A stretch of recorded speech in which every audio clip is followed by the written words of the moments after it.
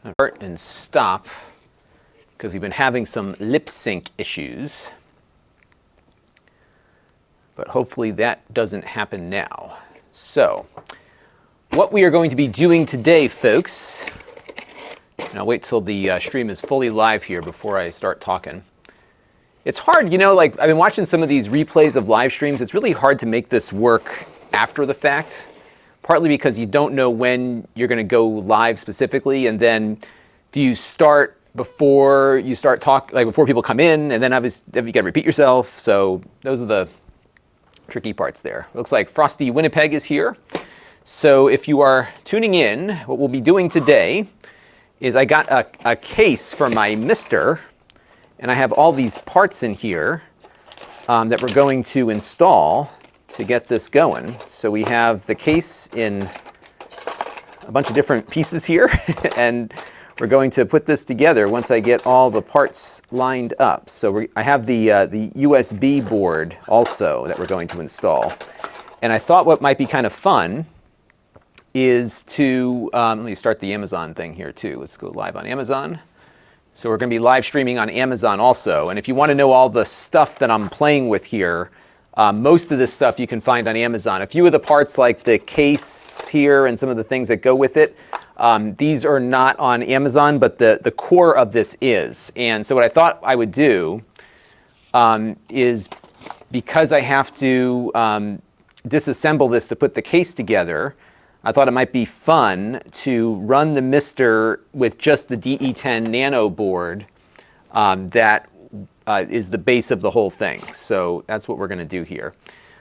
Big Raider Mando is here from Nashville. Flood of Sins is here once again. Myron Kyle is here. Thank you for the kind words.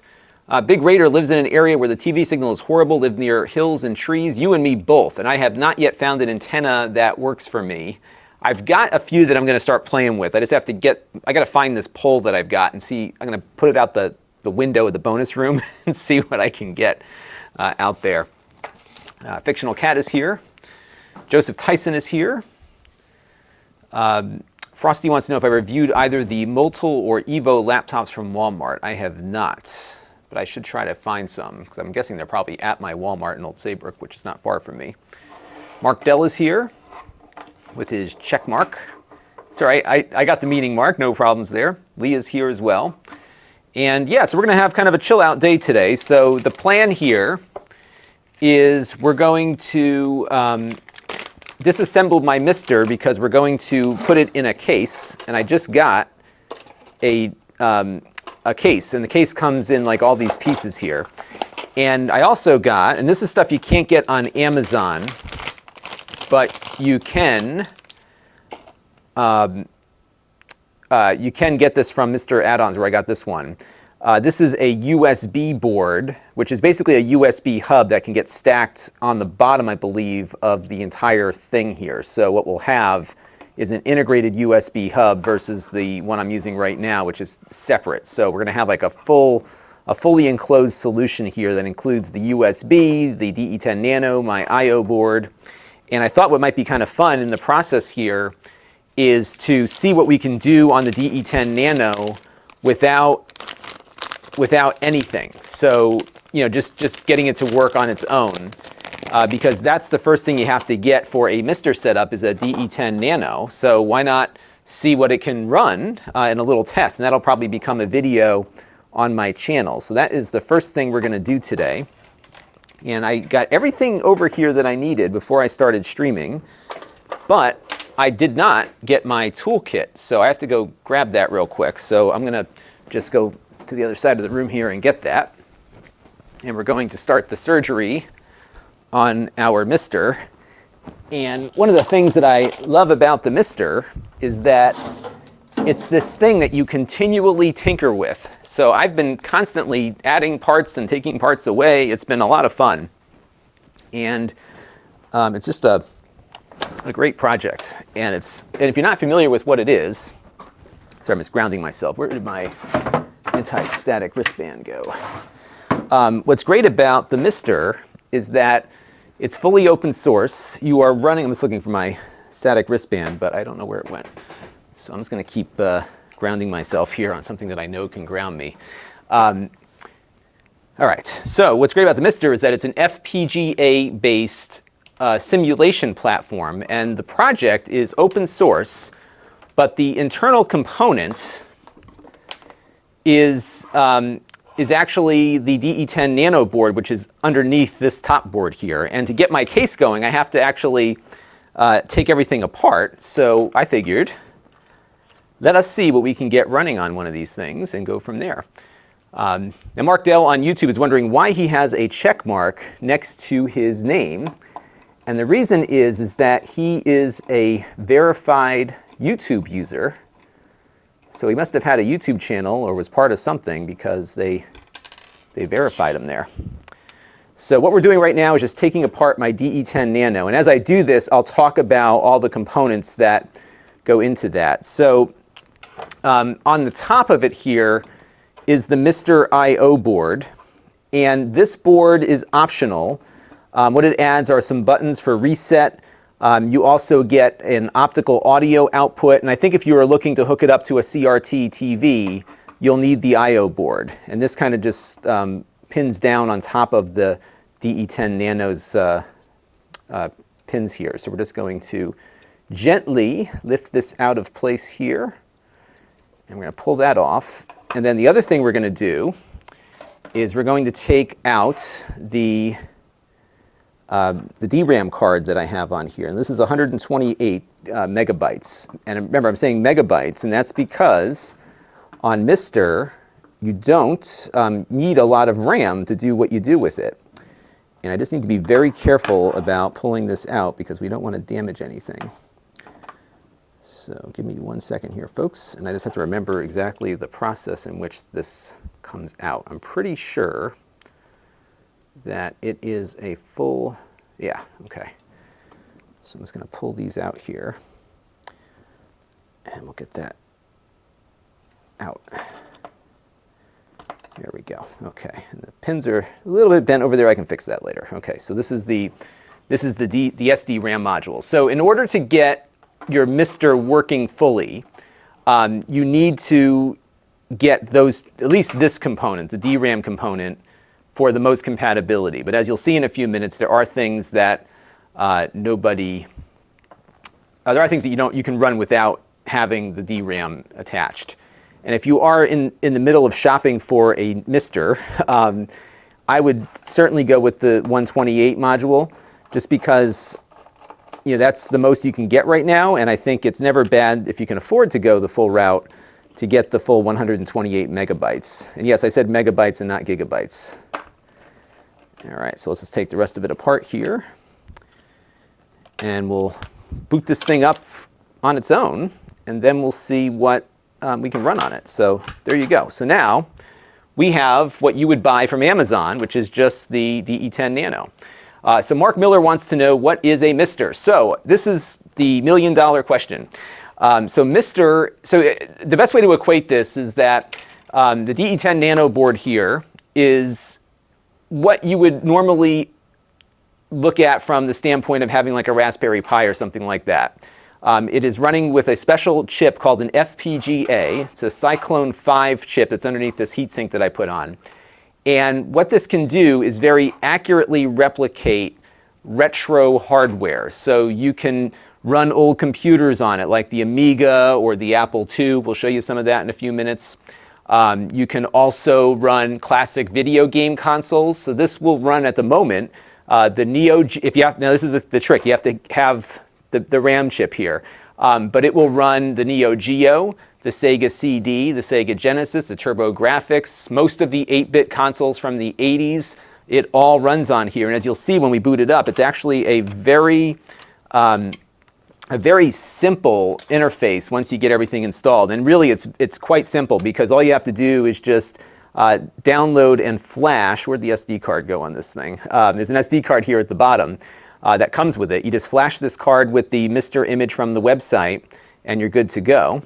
Mark is wondering, can it work with Commodore 64? It sure can. In fact, if you go on my channel from around Christmas, I did a video about all the old computers I used to play with as a kid, and one of them was the Commodore 64, and it's actually got a very, very good Commodore 64 core, which is the term used for the emulators, essentially, that you would be running on this. But they're better than emulators because they're trying their best to be accurate to the original hardware, which means a lot of these devices inside of that FPGA chip are replicating all of the timings and logic of the prior systems. So for example, on the Commodore 64, which ran with essentially a 6502 processor, they have replicated all of the logic of the processor and all of the timings of it.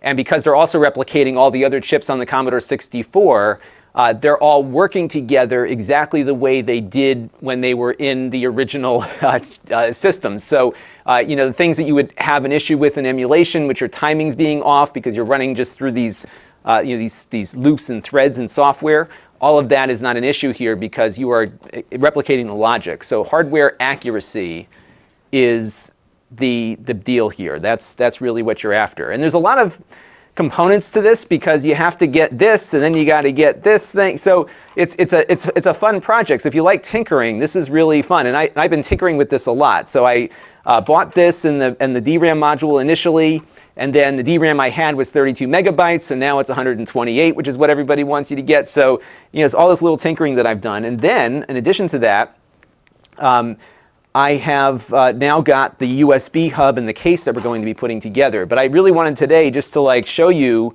what you can do just with the board itself, because there's been a lot of folks asking me about it actually. Hey, I want to buy the DE10 Nano. What can I do with it? So I'm going to show you exactly what you can do with it. Let me just find my HDMI cable here.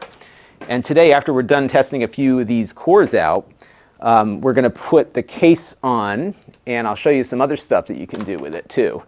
Unfortunately, the Commodore 64 will not run without the SD-RAM module. So there's some things that won't work, but a lot of stuff will. And I just realized that I am missing something, which is here it is. I was nervous I might have lost this. So this is the USB OTG adapter to get the USB working. And this will be the last time I need this because we're going to be adding the USB hub. So what I've got attached to the USB hub is a Logitech keyboard, wireless keyboard. I have this WD hard drive that I got, and I also have a SN30 Pro Plus game controller too. So I was going to show you a couple of game consoles with it. And I'm not going to attach it to the network because I don't need to at the moment. So we're just going to plug in the OTG adapter here. And I'm going to plug in the HDMI. And then I will plug in the power. And we'll see what we can do on here. Now this one's been flashed for MiSTer already, so we don't have to worry about getting the software going. And if you're curious what the setup process is like, I did a video on the setup process about maybe a year ago. I don't know. I can't remember exactly when I did it, but it was a little while ago, and it kind of walks through the whole process of setting this thing up. I'm just going to grab my power strip because I think it'll be easier if it's closer. I've got to clean this place up again. What happens, everybody, is I move from project to project, and then I just don't clean up after myself, and it gets to be a real mess. All right, so let us do this. And Aaron Burnell says he has the Neo Geo core on his. Yeah, the Neo Geo is amazing. So what they did on the Neo Geo is they actually took it apart, the chips apart. They burned off the protective layers on the chips. And after they did that, they were able to look and see exactly how the logic worked on those things. And then they were able to figure out how to replicate the Neo Geo. This is the dedication that you're dealing with here. And all of these cores are free and open source. So it's really cool. Okay. K033 wants to know how to fast forward. Well, you can't fast forward beyond live because this is happening now. Not then, but now. And if you get the reference from Spaceballs, that was a great movie. Okay, so we're all connected here. And let me move let's put this box down like this. And we're going to boot it up. And I'm actually going to shoot a video here because this is a good opportunity to talk about this topic. All right, so we're going to let the MiSTer boot up here. Now remember, we don't have all the other stuff attached, but MiSTer still works. Look at that. And we're ready to go. So I'm just going to do a quick little intro here. And we'll go from there. I love Spaceballs. I can't get my wife to watch that movie. I think she saw it like years ago and thought it was stupid. But, I mean, geez, you can't. They got to make a sequel to that movie. Maybe they shouldn't. You know, some things maybe just should be left and done. But I think Mel Brooks has got it in him still. He had a great interview. So we got a couple of questions here before we jump into this. No 2GS, yeah, unfortunately. It'd be great if they did have one. And I would imagine it would be possible because they have the 65C816 already working in the SNES core. You do have a lot of chips on the GS that are unique, namely some of the graphics stuff. The ROMs are probably going to be problematic because it does have, similar to the Mac, they've defined some things in ROM for the GUI and stuff. So, Clean, thank you very much for your super chat contribution. And somebody else was asking, how do you change the background? There is a setting here. Let me see if I can pull up my screen for you to look at. I think, let's see if I can find it now. Somebody in the chat will probably have it faster than me. But there is a spot somewhere to adjust the look of the background, and I can't remember if it's a script maybe. I think things have changed since I first installed this, so maybe somebody, F1, yeah, we'll have to figure this out, everybody. Oh, there we go, F1, good. So F1 on your keyboard will change the background, and I like to use this one. All right, thank you, everybody. This is what's great about, you know, you put something out there that you're doing MiSTer and everybody's here, so it's lots of fun.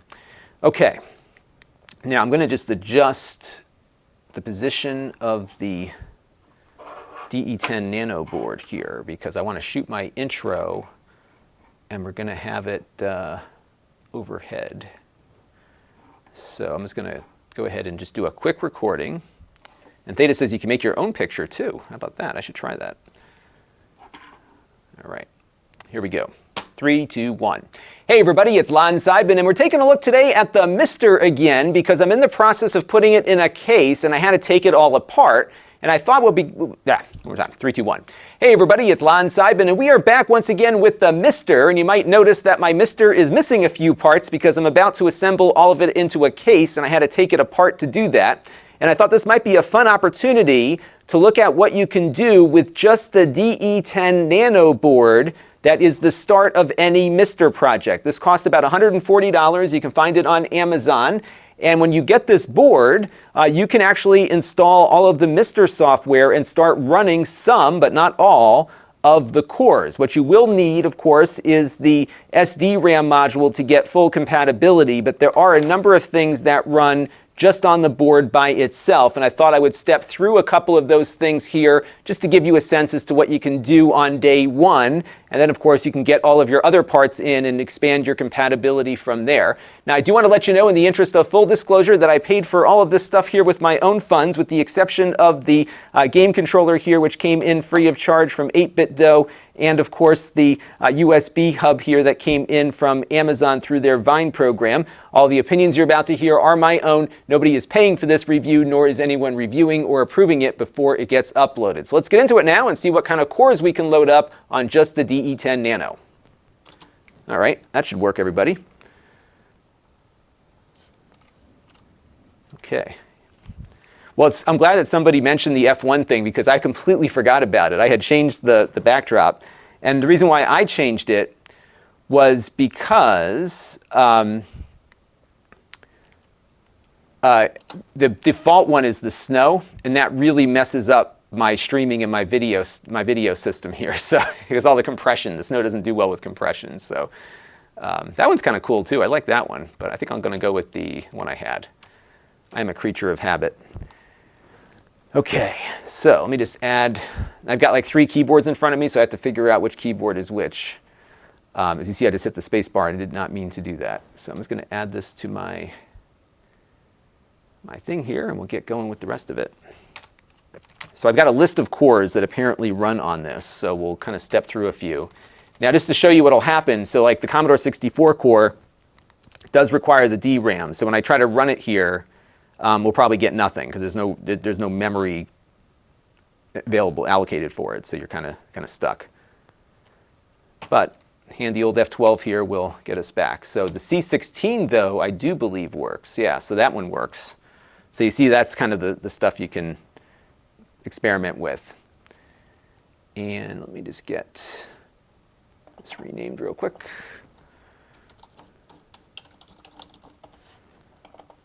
All right.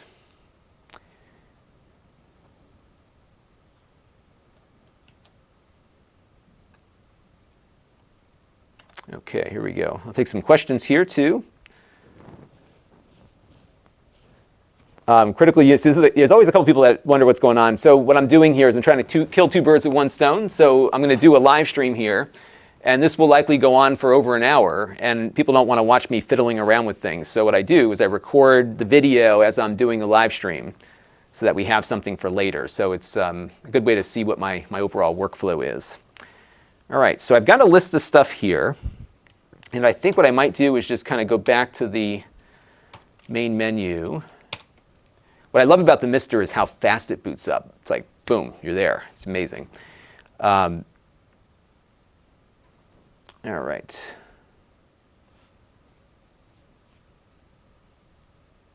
And we'll go on from there. I'm not sure what critical unity is getting at. Are you usually dishonest? Is it trying to be honest? Is it really that hard?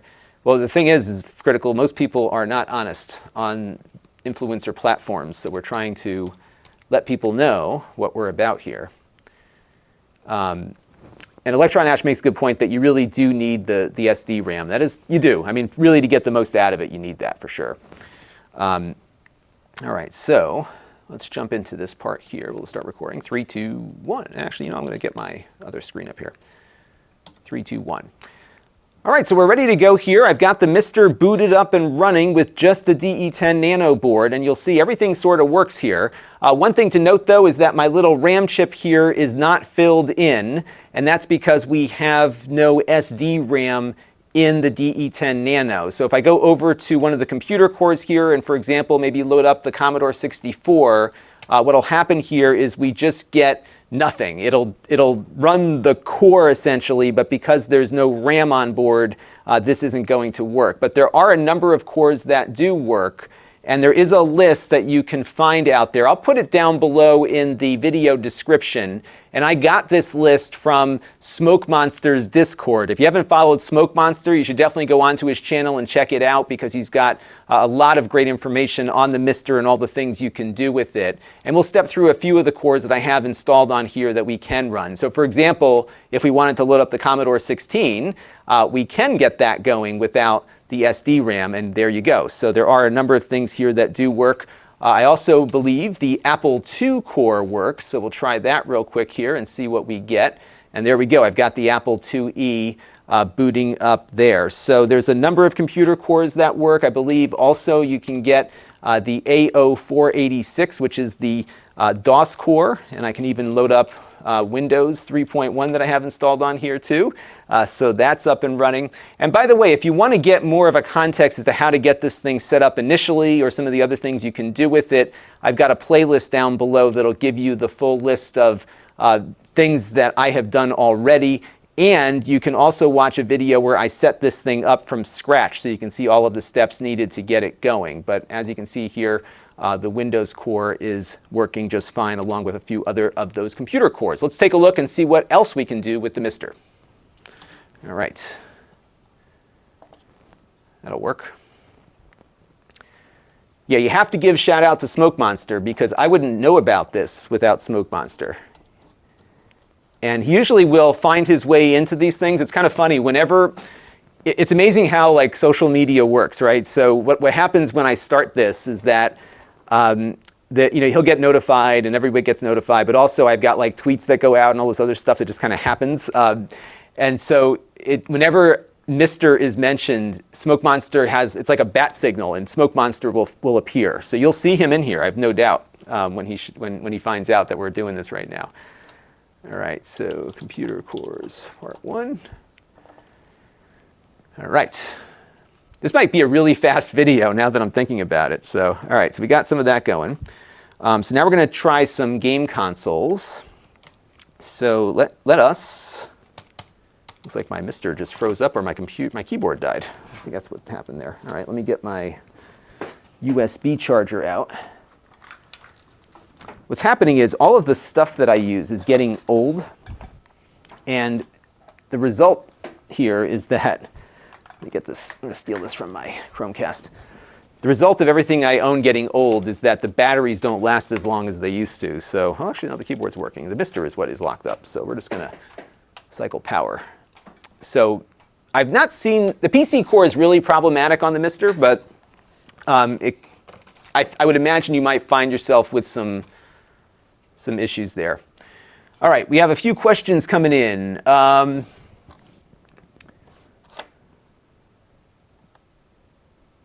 Let's see.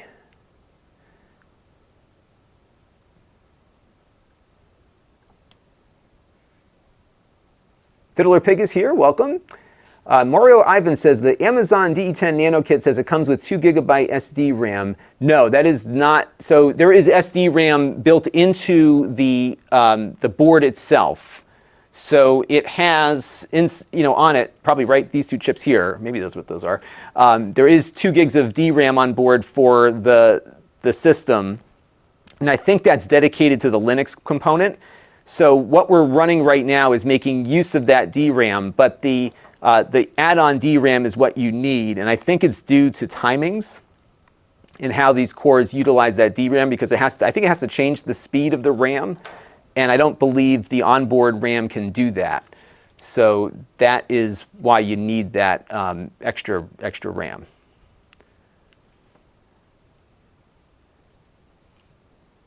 Home Counties wants to know if I'm interested in the Neo Geo. Yes, absolutely. In fact, that is why I bought the 128 megabyte module, and I did a video on it as well, so you can check it out in the playlist. And I'm going to boot up the Atari module now, the Atari core. And what I'm also going to do is connect my game controller. And this is the SN30 Pro Plus. And I love this controller. It is really, really good. All right, so I just need to map my controls, I believe. So let's go over to define Atari 2600 buttons, right, left, down, up, fire. I'm going to skip that because I don't have a paddle. Game reset, we'll hit that one, game select, that one, and no. Okay, so now we're ready to go. So now what we'll do, I don't know if I have Atari ROMs on here. I should check and see. And the other thing that's gotten a little bit confusing on this is that the hard drive is, in some cores, the hard drive will be detected and just kind of rolls in. On others, it doesn't. So it's a little bit confusing, but I do have, well, I thought I had some Atari 2600 games in there, but I don't. So the solution to this will be to connect the network. So that is what I'm going to do right now, and we'll just FTP a couple of Atari ROMs in there and get that going. So I'm just going to connect that cable to the MiSTer here. And that will get us on the network. And what's cool is that there is an FTP component to this. And what I'll do now is I'll hit F12. And see, this is why I record components of this, because people don't want to watch all this stuff. So I'm just going to go and grab my Atari 20. I had like a real urge to play Space Invaders last night for some reason. So I think I was watching something on it when I was falling asleep one night. So we are going to load up some Space Invaders on here. I got to remember the password here too. All right, there we go. So let's go out to the thing here. And It's going to connect to the, I'm just on my FTP right now. I'm just going to drop some stuff in there, and we'll go to games and the Atari. See, yeah, I got so many things here. So let's see what directory it goes to. So it's on the other internal one. So this 2600 core doesn't yet. Oh, look at that. I already got the 2600 stuff on there. So let's go out to the roots. Look at that, everybody. I already got it on there. So there we go. All right, so I'm going to go select some stuff off of here. I'm just going to leave the FTP up in case we need to move some stuff in later. All right.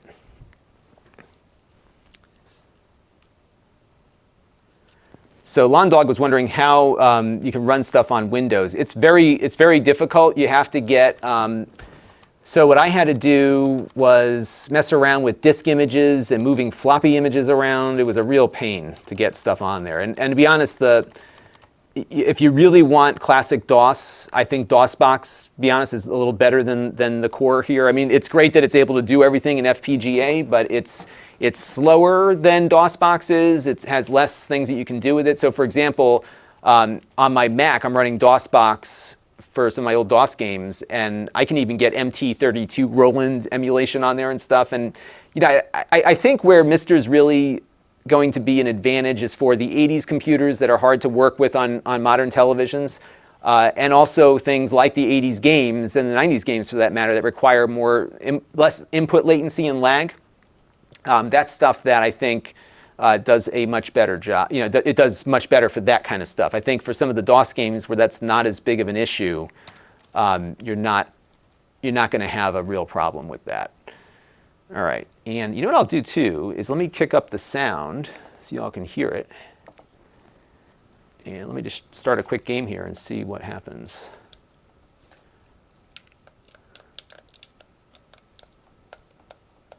So the game select works. Let me go back to, I think I have to set some more of these buttons up.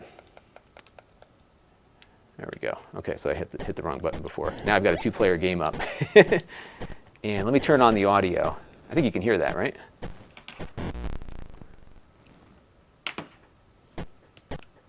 Yeah.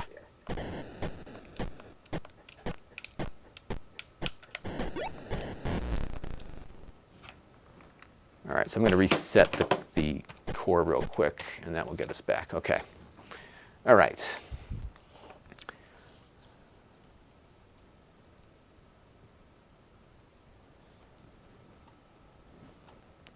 All right, so let's start here, and then we'll go and do some other stuff. 3, 2, 1. So the first 3, 2, 1. So the first classic game core we'll take a look at is the Atari 2600 core. Again, this can run without the need for the SD-RAM module, and it seems to be working just fine here. So that's pretty cool to get this classic game working. I had a real urge to play Space Invaders the other night, so this was a fun project to pick up today to try to get the game up and running. But it seems to be working just fine to me. I've been testing out a few other ROMs, and those seem to be working well too. So you can get your Atari 2600 fix like I am without the need for any additional parts. All right, so I think I'm going to shoot that one more time. I wasn't happy with that. Yeah, Theta was mentioning that they are working on that ROM, or that core, because it's not perfect yet. So I think that will get some work. 3, 2, 1. All right, so we've got the Atari 2600 core running here on the MiSTer without any SD-RAM attached. It's possible this core might get worked on and changed, and actually that disclaimer will go for any of the cores we're playing with today. But at the time I'm recording this video, it looks like it is working just fine, and I can get my Space Invaders fix in here without any additional parts. All right, that was about 30 seconds. This is going to be a quick video. It might be shorter than some of my other ones. Now, what's cool about this as we progress through these cores is that you'll be able to actually run the Genesis and the TurboGrafx, but not the Sega CD. And on the TurboGrafx side, it'll actually run the SuperGrafx stuff also. So you get a pretty good deal going here. All right. Let me just refresh that. I'm just going to play this back and make sure I'm happy with it. 3, 2, 1. All right, so we've got the Atari 2600 core running here on the MiSTer without any SD RAM attached. It's possible this core might get worked on and changed, and actually that disclaimer will go for any of the cores we're playing with today. But at the time I'm recording this video, it looks like it is working just fine, and I can get my Space Invaders fix in here without any additional parts. I think I can live with that. All right, so I'm going to start off on the screen next time. I did want to show you one of my favorite games, though. I have a lot of favorite games on the Atari, because this is what I had as a kid. Like, my father got this. I actually remember, you know, my wife is jealous of me because I can remember stuff. My father, I was 2 years old. My father had to get this Atari, and I remember, because it was before my sister was born, we drove all over southern Connecticut on the shoreline here looking for a Caldor department store that had one of these things. And I remember like waking up in the car in a parking lot with my mom, like asking what the heck's going on, because my father was driving all over the place trying to get this Atari. And then I remember him coming home, and in the middle of the night, he's playing Atari bowling on it. He could not get enough of it. But this is, here you go. This is one of my absolute favorite games of all time, which is The Empire Strikes Back. And I hit the wrong button here. Let's see if I can get it to, why isn't the game, there it goes. And, you know, these games were all really simple. You know, it was funny when the Nintendo came out, that was, you know, the games actually had like a start, a finish, and an end. These games just went on forever. So here, like, you could go down there and get repaired. And if you could get lucky, you could get those guys right there, and then you can do it. But see, what happens is you kill one, but there's another one that replaces it, and it just keeps going. So really what it's about is just getting your score up. And then if you do well enough here, what'll happen is that you'll get the force where you're invincible for a short period of time. And it's kind of a random thing. And I think it usually happens when you're like dodging bullets and taking out a lot of these walkers. But this was a fun one. Love this game. I'll show you bowling in a minute too, just so you can see what my father was playing for hours on end. Yeah, we had like combat and bowling, and these games were not cheap. These were like $30 a piece, if not more. So, you know, like you didn't have a lot of games. What was interesting though is that not every store had the same titles. So, you know, today when you go into the store, everyone's got the here right now I got the Force. Everyone's got the latest and greatest stuff.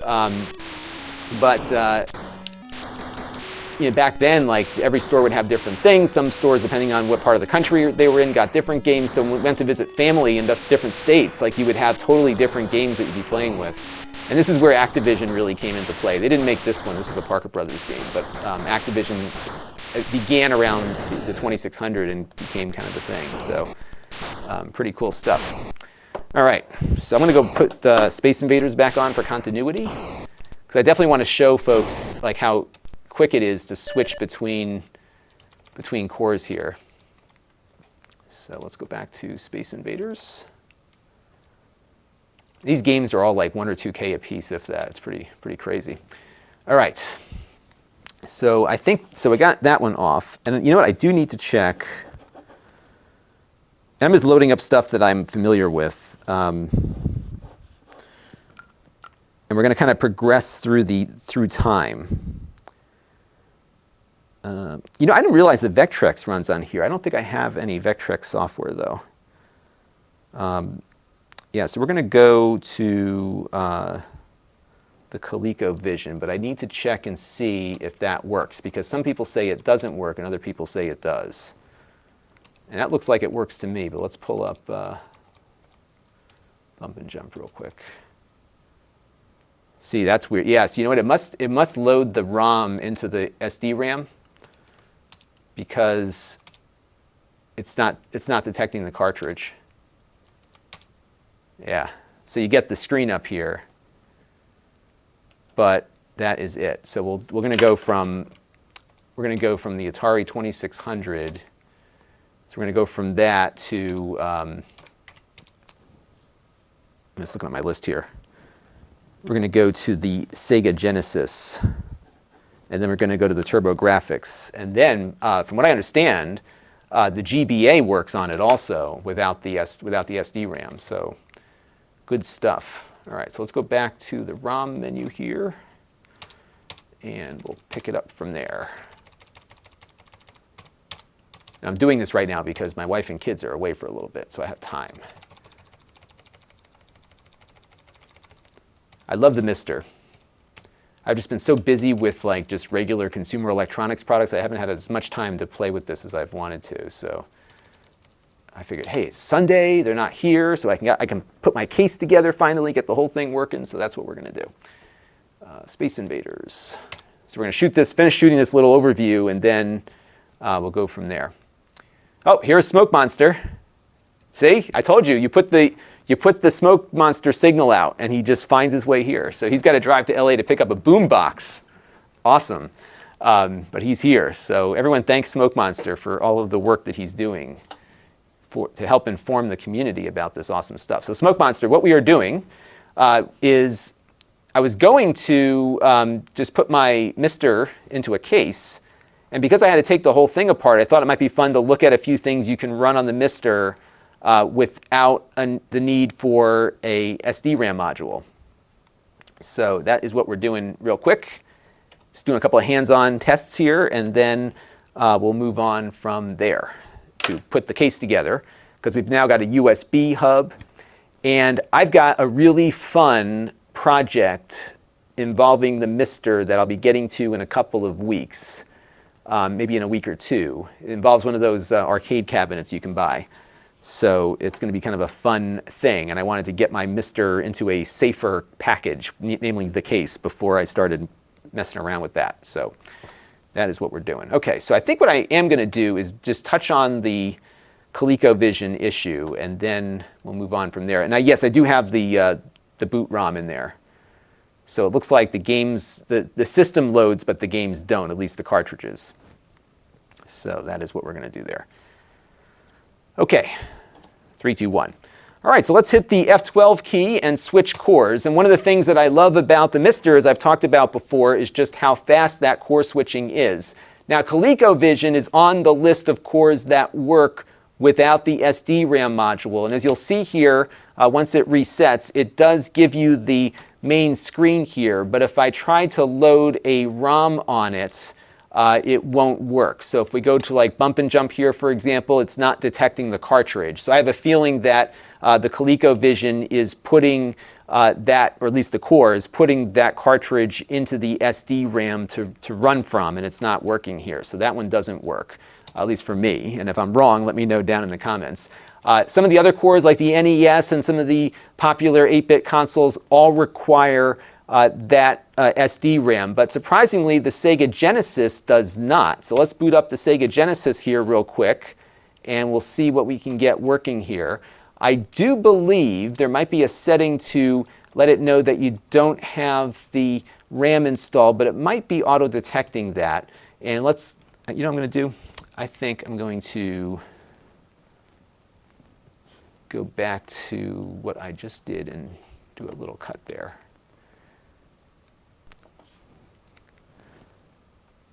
So I'm trying not to do too much menu surfing, just because I think that gets boring for people. So I like to just jump from one thing that works to the next. So we'll say ColecoVision cut before Genesis.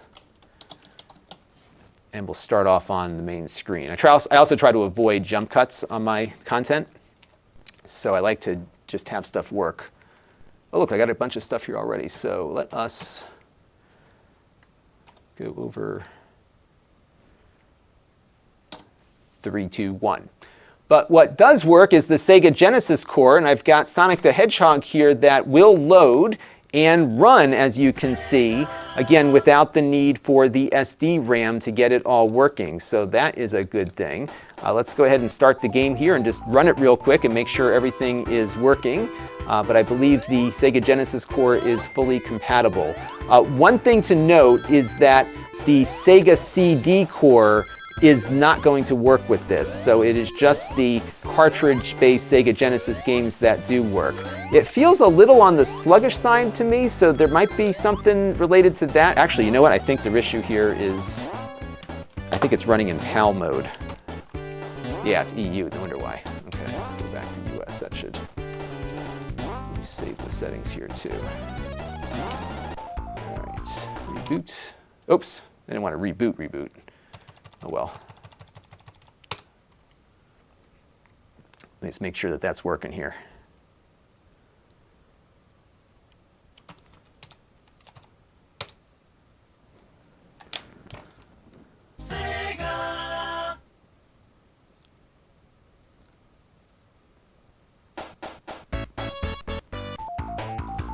Let's make sure it keeps the same region here.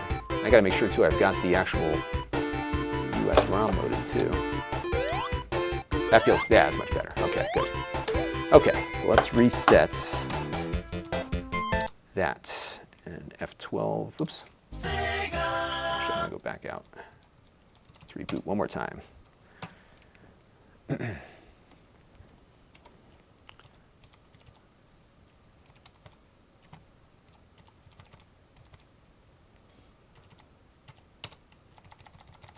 All right, here we go. 3, 2, 1. But what does work is 3, 2, 1. But what does work is the Sega Genesis, again, without the need for the extra RAM. So we'll load the core up here. I've got Sonic the Hedgehog here ready to load up, and it will start running, and we can play most of the Sega Genesis library here without any additional SD RAM needed. Note, though, that you cannot get the Sega CD games to work without that SD RAM module. Remember, the Sega CD module is a separate unit, or at least a separate core, which does make use of that SD RAM, so you will need to be looking at that. One thing that I'm noticing here is that it's running a little bit slower, and that's because the region set itself to EU, so it's running at that slower frame rate. So if I just do a quick reset here, I believe we should get it at full speed now once it comes back up. So let's just double check that and make sure that that is what was happening. Yeah, it looks like it's running faster now. So let's try this again and see how the Sega Genesis core works. Yeah, that feels much, much better.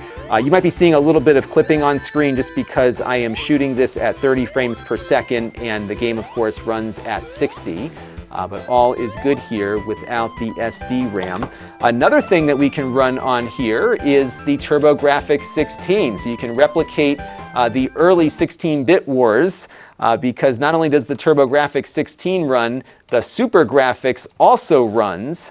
So we can load up here one of the SuperGrafx games. Let's take a look at Ghouls and Ghosts, and that is running here also without any DRAM. So there's a lot of stuff you can get going here right out of the gate. You've got pretty much the entire Sega Genesis library. You've got the SuperGrafx and the TurboGrafx 16, which would also, of course, include the PC Engine in Japan and other parts of the world. So there's a lot of things that you can get going with just by getting that DE10 Nano board delivered. And I think it's a lot of fun here. But there's some other things that run on here too that you might want to try out. Let's see what else we can do. All right, so let me reboot one more time.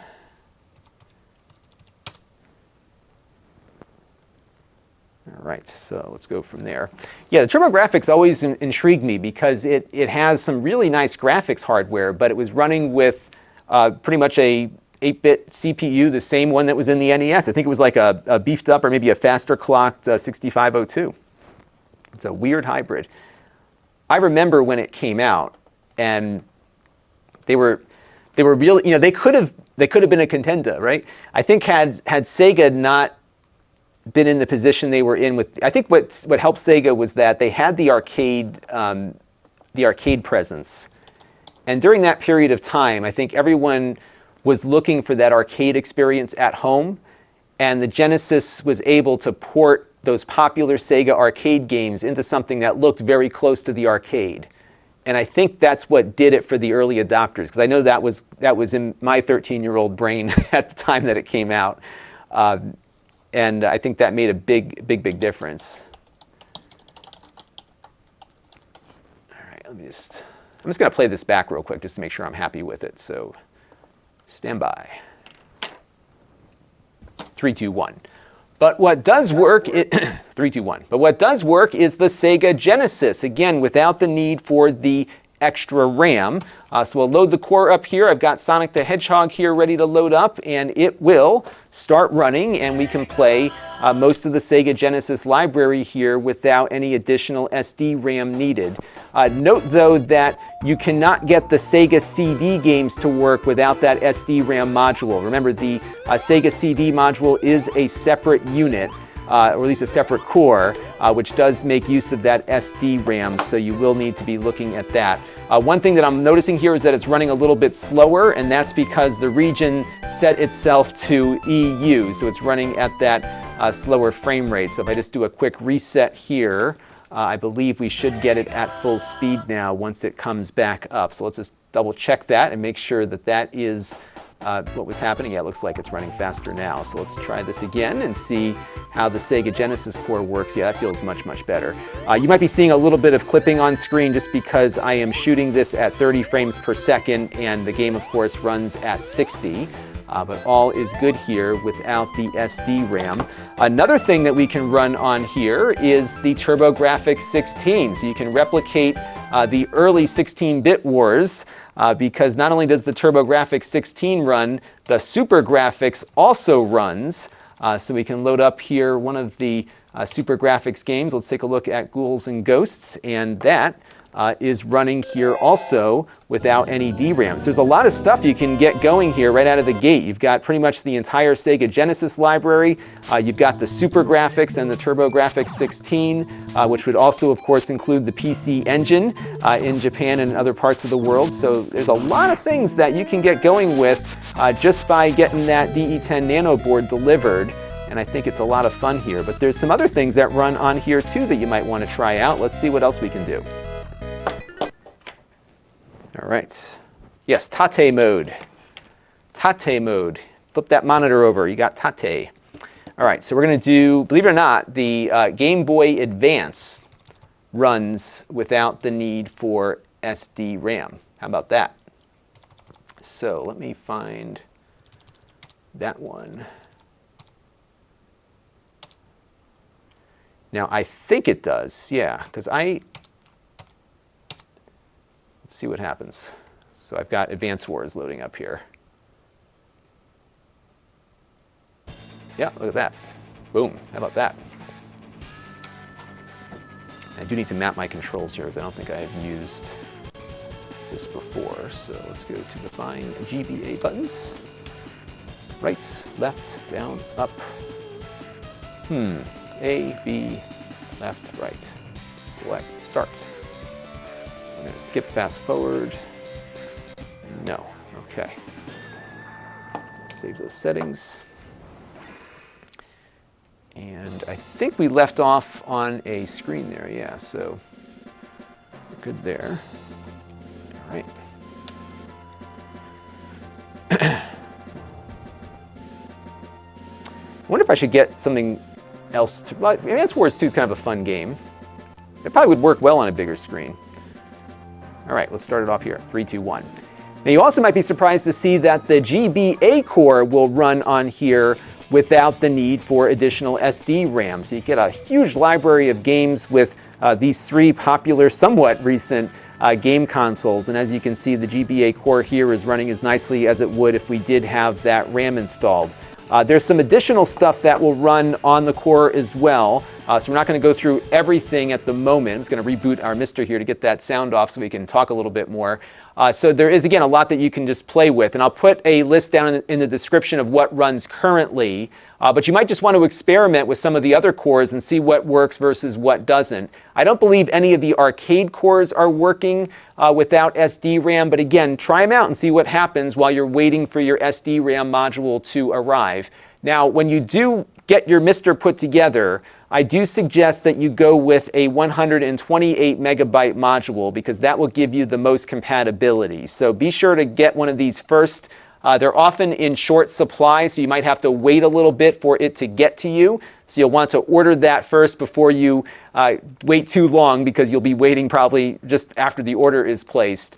And then you can, of course, run the full MiSTer library of cores and games from there. But it's great to see that there's a lot that you can do with just the DE10 Nano on its own. So I would say go through the playlist that I set up here, and I would also check out Smoke Monster's channel. He's done a really good overview of what the MiSTer is all about, so you can get a better sense as to what this project is and is not. But it's something I think a lot of enthusiasts have been very excited about because it is really focused on hardware accuracy and getting all of these old games to work exactly the way we remembered them working, yet you can get them functioning on your HD television. And there's a lot to this. And it's one of these projects that I like a lot just because there's always something to do with it. Things are always changing. There's always new hardware coming out. There's always just things to do. And it's something that is a nice little hobby project that I think will keep you going for a long time. So definitely pick up that DE10 Nano board to get started. Again, you'll have a lot you can do with it right when it shows up. And then get your RAM module, get your I/O board, and move on from there. And again, check out the playlist down below to get more information as to what all of this stuff does and how it all works together. More to come, though, on the MiSTer, so stay tuned. And until next time, this is Lon.TV. Thanks for watching. All right. See that? Quick video, done. And you're welcome, Smoke Monster. Your plugs are deserved because you work so hard on this stuff. So Smoke Monster did like an advent calendar for the end of the year where he went through all the different things you can do with the MiSTer. And it takes a long time to do these videos because you have to capture footage, you have to get the information correct, and then information can change in the middle of what you're working on too. So it's difficult. And I'm trying to get as much content as possible done because my wife is taking a 4-day vacation with her sisters, and I am responsible for the 2 children. So I'm like, I'm okay with the whole scenario, no problem, I can handle the kids. But I've got to get them to school on time. And then, so one kid the bus comes at like 10 of 8 in the morning, that's not a big deal. And then the other one, I got to get to preschool for 8:30 in the car. Then I got to pick up the other one at like 11:15. There's all these things that you have to like keep in your head. But the thing that gets me the most anxious is their hair, not mine. Because I am very bad at hair. So I've got to do the hair of both of them, ponytails and whatever, and I'm not good at that stuff. So hopefully I'm going to get a boot camp over the next couple days. So we'll figure it out. Carl Gus, I did not see your CRT offer. Did you? Oh, I missed that. I'm sorry.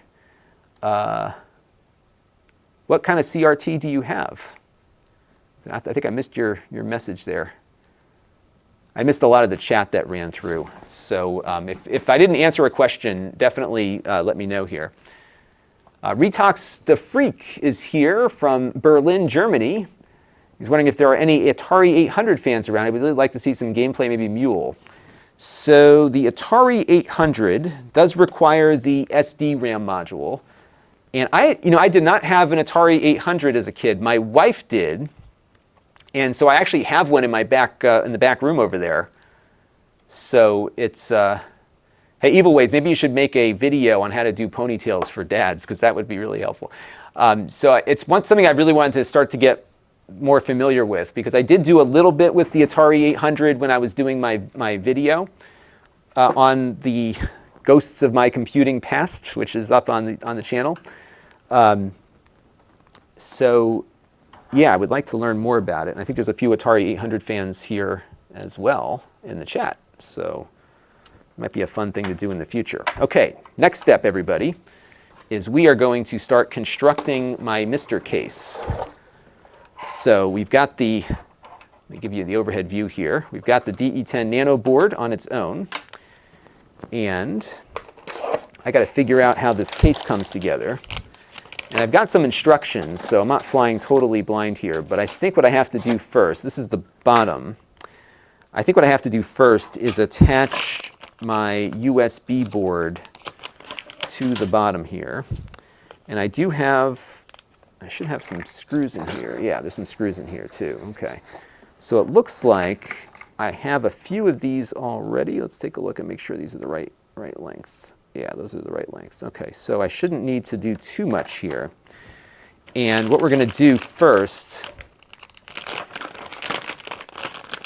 is just attach the USB board. Now, what's interesting about the USB board is that it is, oh, it goes, how does this go? I got to go look at the instructions real quick.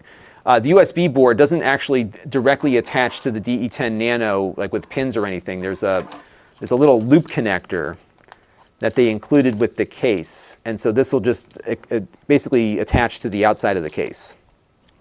I'm going to sneeze real quick. Excuse me 1 second. Okay.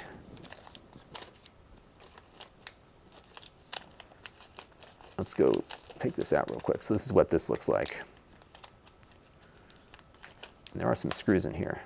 So this little guy here just kind of loops the USB connector from there to the, so let's go like this. That makes more sense. Yeah, that fits better. And so we just have to screw down the lower portion of the case along with the sides. So let's see what I have here in the box. I probably should look at the instructions, but I'm like one of those people that never looks at instructions, and I should. So let's see how this comes together here. So I'm guessing we put that together like that, although, yeah, it's sticking out a little bit here. Let's see.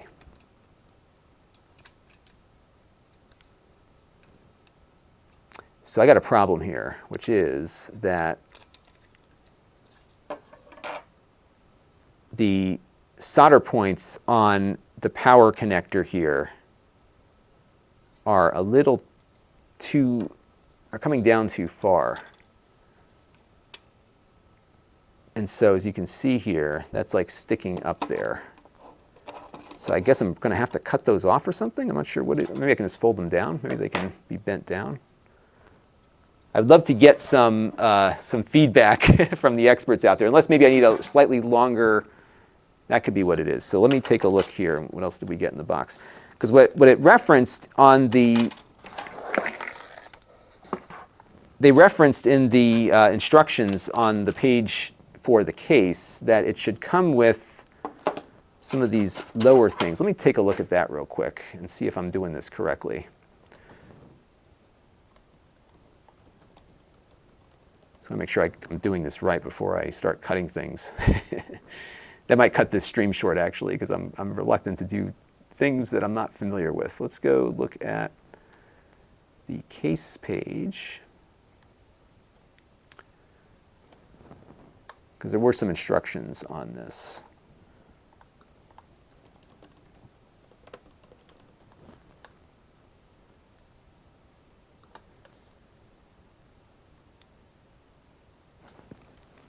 But I'm really excited about the USB hub, because it's been really clunky to have to like walk around with this big thing and have all this stuff hanging off of it. So it's going to make life a lot easier to just have one thing that I can just take around with me everywhere.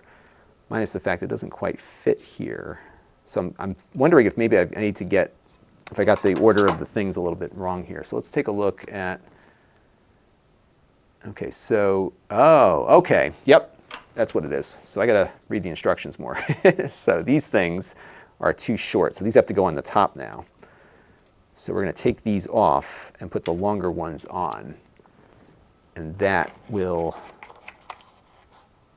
so it's, I see. Okay, so we're going to take the entire thing off here. And they have some instructions here about what goes where. So these little ones are, yes, those are female. So those are female to female. The other ones are male to male. So we're going to just take everything apart, and we're going to put this together so everything fits properly. Because there's two different sizes. So all the stuff, see, these things that were, these standoffs that were on the bottom are now going to go on the top when we're done. So we're just going to detach everything. Okay, so now this is a really naked board. So now what we've got on the bottom is we're going to put a male up top here, and another, and the female of the other longer one on the top this way. So that is how we're going to do it. And that will eliminate that problem we were just talking about. So let's get that done first. And let me see what you all are saying in here. And if I missed some chats here, everybody, it's just because I am focused on getting these things screwed together properly.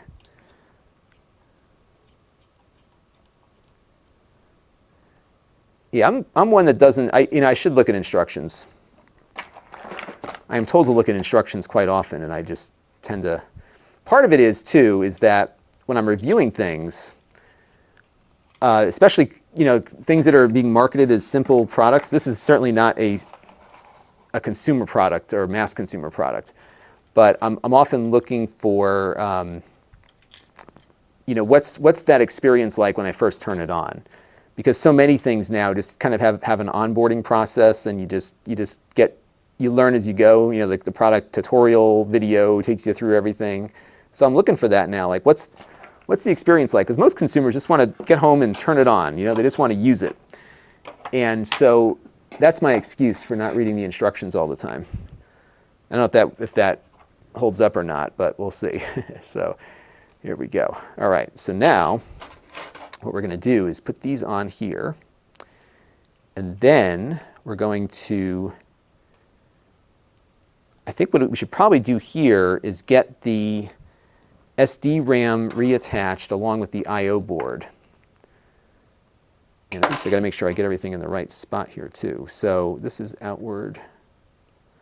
So we're going to reattach the SD RAM, and we're going to reattach the I/O board, because now we're basically reassembled here. Oh, isn't that nice? That goes me this way. What did I do wrong here? Maybe I got everything in the wrong spot. Hang on a second. Yeah, I put the SD RAM in the wrong one. This is why you can't take me anywhere. So it looks like it goes on like this, and that aligns. Yeah, okay. So we're going to get there we go. Okay, so that's reattached. So now we have the I/O board back on.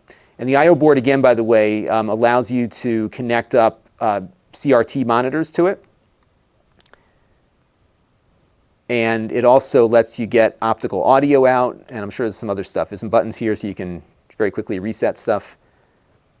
So that is what the I/O board does. And now what we're going to do is we're going to place these female connectors here at the top, and then we'll connect up the USB board and then start putting the case together.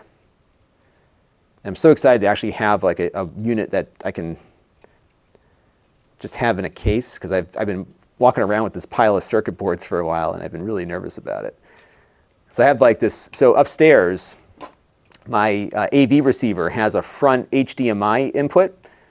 So, because I move this thing around, because when I'm using it for like classic computers, I'm looking to hook it up to a monitor, so I'm moving it around a lot, and I'm just nervous about it like slipping off onto the carpet or hitting something metal. So to have it in a proper case is really exciting to me. Okay, so we'll get the rest of it put together here, and then we can now attach properly the USB board. And I think it goes on like this. And they did have one warning on the case, which was that we might have to, and I'm hoping I don't have to do this, some of these pins might be a little bit too low. And that is one thing I am worried about. So hopefully that's not going to be the case. And I'm assuming this is the bottom. Yeah, so you can see that it's like sticking up. Yeah. I don't know what they want me to do with that. Let me go back to the instructions here and take a look and see if I... Okay, oh, I see. All right, so that goes down a little bit. All right, so they want you to get the sides on first before you do anything else. So that is what we shall do. But I think I have to attach the USB board.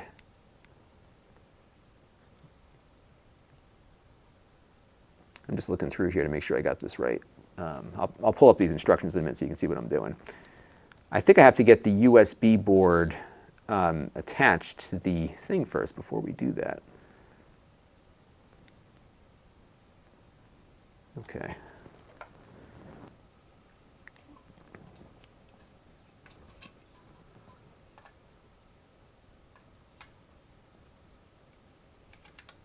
I'm just going to screw this down.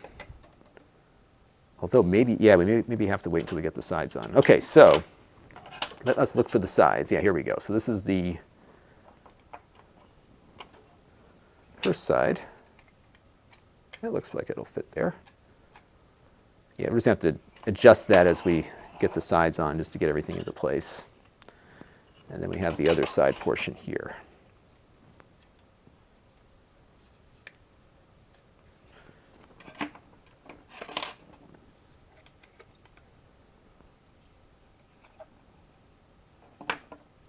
This might be a little tricky to get all of these parts together, but let's see.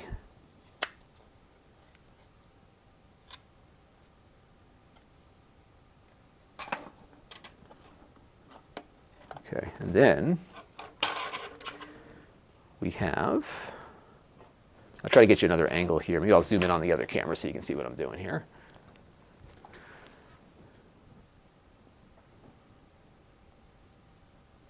Oh, there are some spacers. Yeah, I think there are some spacers in that box. I'm going to try to find a better set of instructions than what I'm working from right now.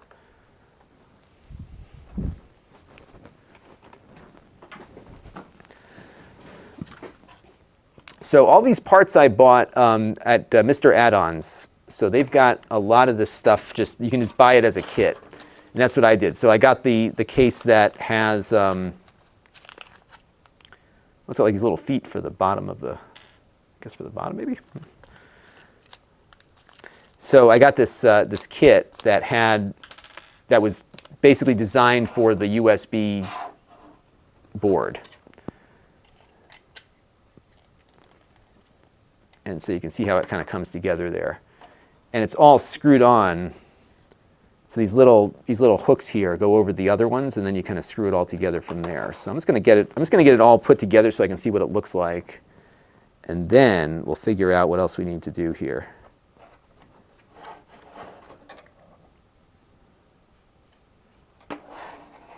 And that gives us some height. So I think, and actually,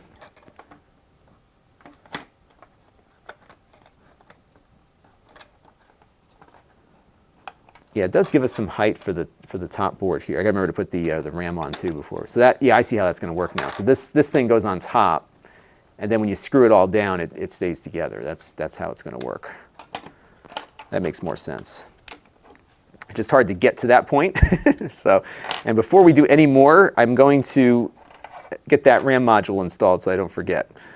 So let's get that RAM module back on there, and that way. Whole thing's falling apart on me here. All right, there we go. RAM is back on, and now we got to reassemble everything again. So let's get that back on there. Yeah, because until you get all the parts on here, you can't reassemble the case. So let us redo that here.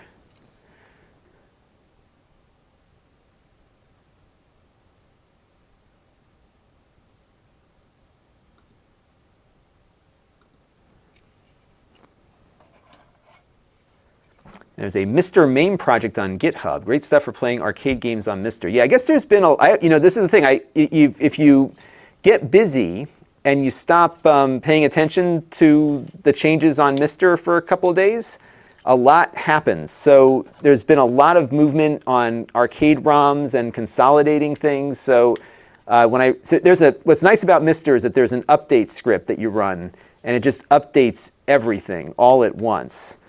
And so you'll come back and everything will be in different directories, but it does it all kind of for you and just kind of manages the thing. But there's been a lot of movement on the arcade stuff lately, so that's something I'm going to have to spend some time on, just trying to figure out what's going on. Now the key with this, I think, is figuring out exactly the order in which you attach everything. So looking at the instructions, it looks like they're attaching the sides first, which is what I have done. And there's definitely a gap. Okay, so the question is like, yeah, it's like a big gap there. So why is there a gap like that? Let's take a look here. So I wonder if maybe the board isn't all the way seated. That shouldn't matter because it's, oh, I see, because that's not, yeah. So the back of that board, so the back of this board is, it's almost like tilted down a little bit, but these things are lower. these up a little bit. Okay, so they're as tight as they can go. I'm also worried about damaging something here too. I got like a lot of metal on metal. All right, let's just give this a shot. So we'll get this going here. That's the other thing. I am not very good at putting things together either. I am bad at reading instructions and I'm bad at putting things together. Okay, so let's get these sides attached and then we're going to just put the whole thing together and see where we end up.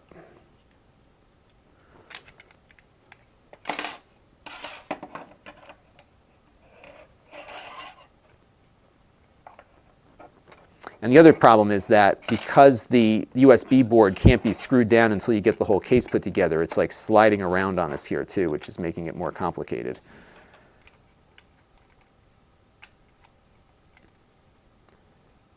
So I would definitely prefer like a drop-in solution. That would certainly make life a lot easier right now, because this thing just keeps sliding back and forth. And I got it on the wrong side. Okay, so this is the one we got on that side. Okay.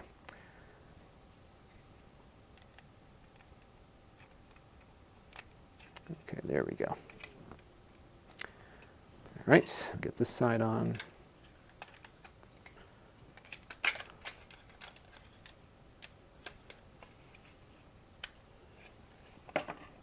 You know what, I'm just going to do it the way I think it needs to be done. Take an executive decision here. I'm going to put all the pieces together, and we're just going to screw it on and see what happens. That is it. All right.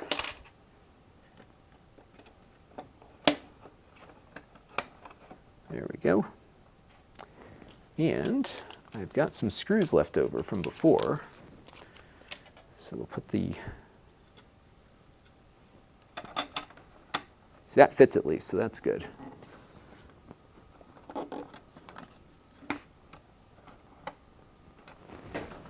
All right, so let's take the bottom screws here and put those on. And let me see what everyone's saying on the chat. I'm sure I'm missing a lot of chat here, focusing on this crazy thing here. Yeah, high-stakes Legos. Well, yeah, it is kind of high-stakes Legos. The good news is that I don't think I can break anything at this point that, at least from the standpoint of where I'm at. Yeah, there are a few places that will sell you a pre-assembled kit. So you may want to take a look there. So when I got into it, everything was just kind of starting, so there wasn't a lot of places you could go to get everything all together.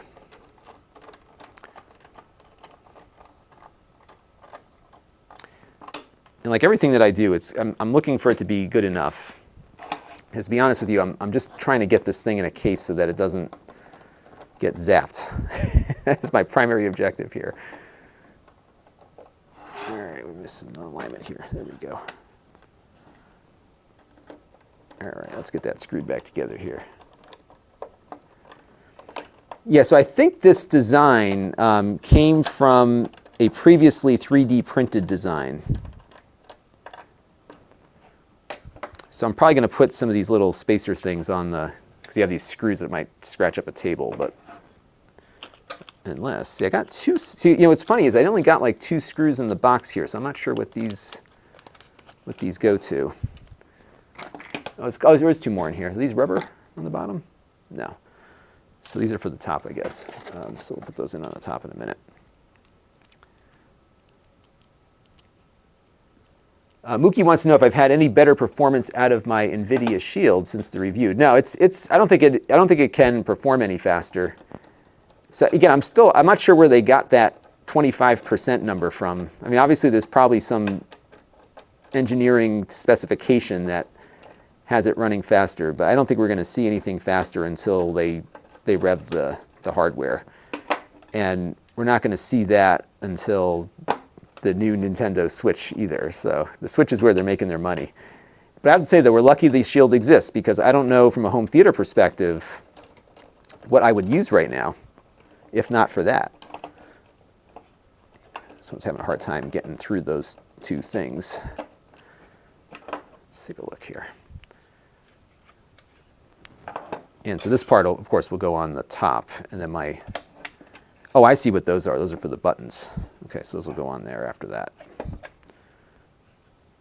And so we'll have the buttons will stick. There's buttons that I'm going to stick through there to get. Oh, it goes this way. There we go. There'll be buttons that I'll stick through there to get. And it's funny, I never push those buttons because I never know what they did. So now I got labels here to tell me what to do. So I'm probably going to get like some rubber feet or something for this. Yeah, the USB bridge, we're going to put that on after I get everything connected. That connects from the outside. So it goes on, it basically attaches those 2 points and it stays on the outside of the case. So I just need to be careful with it because it does have some contact points here outside.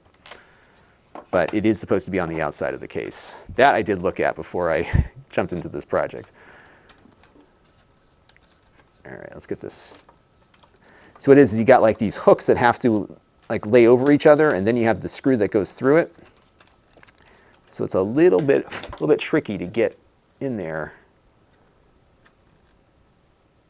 Yeah, it's got to get it like right down the middle. And it's just a tad bit off, it just doesn't catch.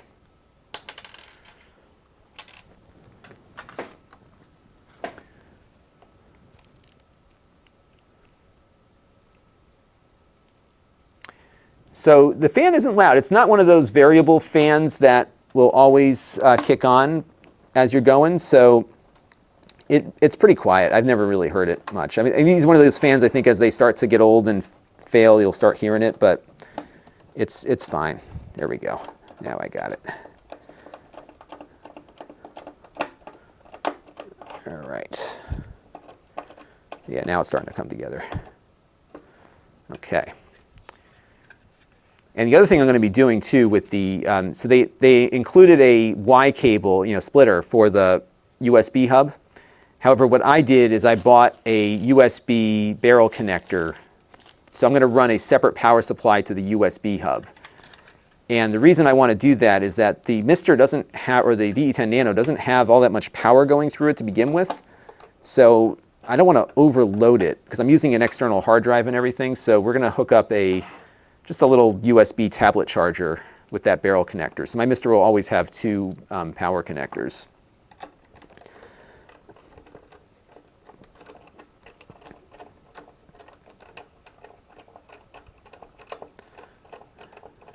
All right, so we got that going.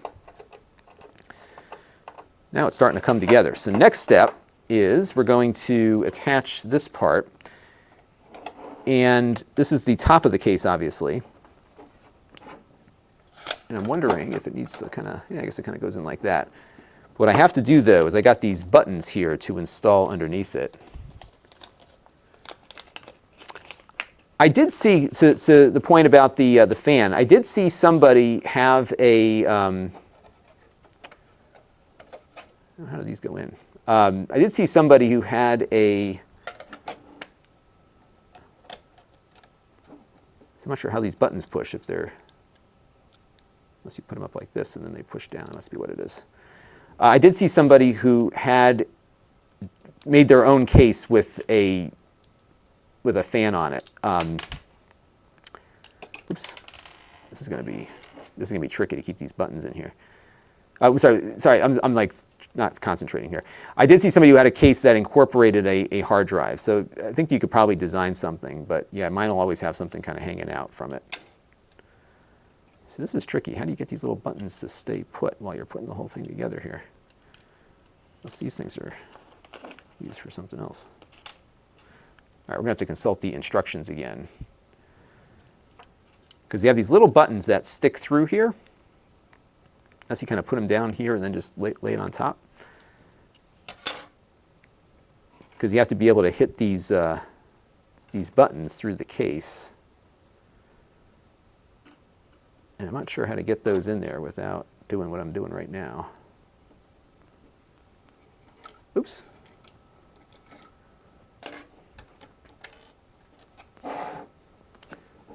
Here, I'll put this back up on top so you can see exactly what I'm trying to do here. Oops. It's just some adhesive or something that goes on them. I don't see any in the box here. These are like these little 3D printed buttons here. So you need a little bit of a spacer here to get these to to catch out on the outside of the case. And they're not easy to get into place here, because once you get one down, the others move out of the way.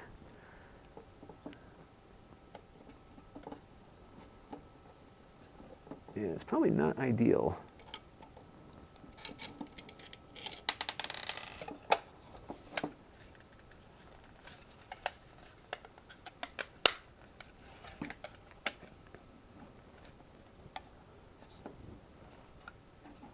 I'm debating whether I need the buttons at all.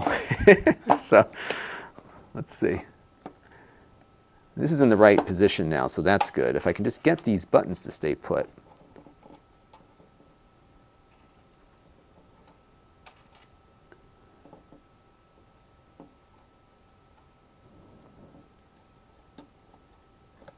There we go. Yeah, that works. Okay. All right, hopefully everything stays put while we start the final assemblage here. And these screws, what are these using? These are like a Torx. So I'm going to go find a different bit. By the way, I've got this great toolkit that I bought a while ago. It's called the Oriya Precision. It is 15 bucks, 16 bucks, and it has all of this stuff in it. So like anything you need to take apart a computer, it's in there. I linked to it on the Amazon page there. It's not the best, but for, you know, for casual kinds of things like I'm doing, why would they put Torx screws on this, first of all? The kind of stuff that I do, this has been more than adequate for that. So I have yet to find a computer that I could not disassemble and reassemble most of the time since I got this kit. It's really useful. So yeah, so I'm sure that there's probably a more elegant way to put this case together than how I'm doing it at the moment. For those of you who've watched me before, you know that I am not skilled in the ways of assemblage. So, but it sort of looks okay, right? I mean, it's not looking horrible. And I think once I get the rest of the screws in, it'll come together a little bit better. And for me, it just needs to be better than what I had, which is where we're at the moment. So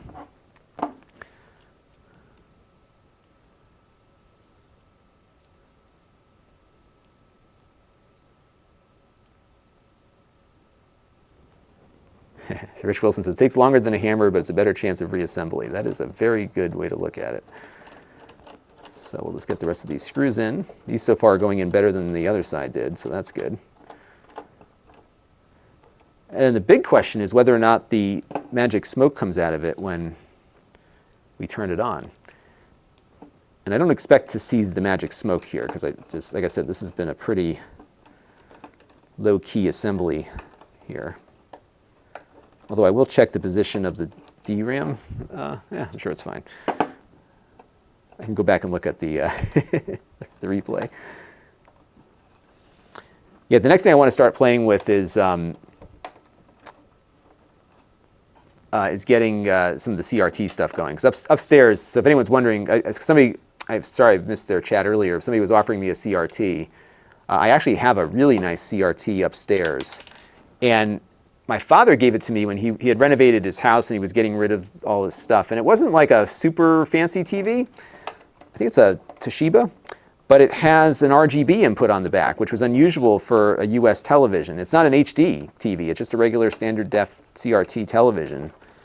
So it's got an RGB back there, which is great. Every once in a while, I hook up my my NES and do a little light gun game. There's a couple NES light gun games that I really enjoy. One of my favorites is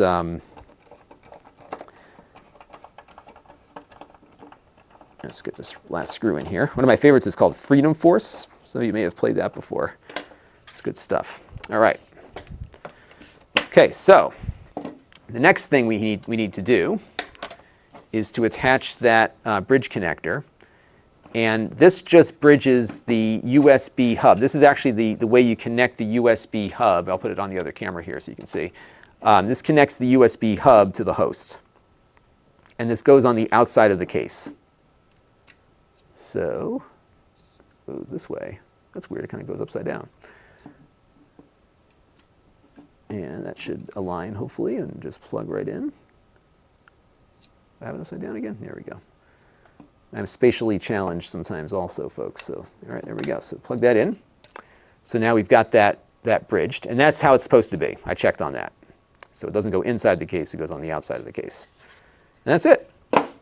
So the next thing is I got to find my little charger that I wanted to use for the USB hub component. So the only new thing we're connecting to it today is the USB hub. So I'm just going to plug in a little 2 amp tablet charger that I've got kicking around over here.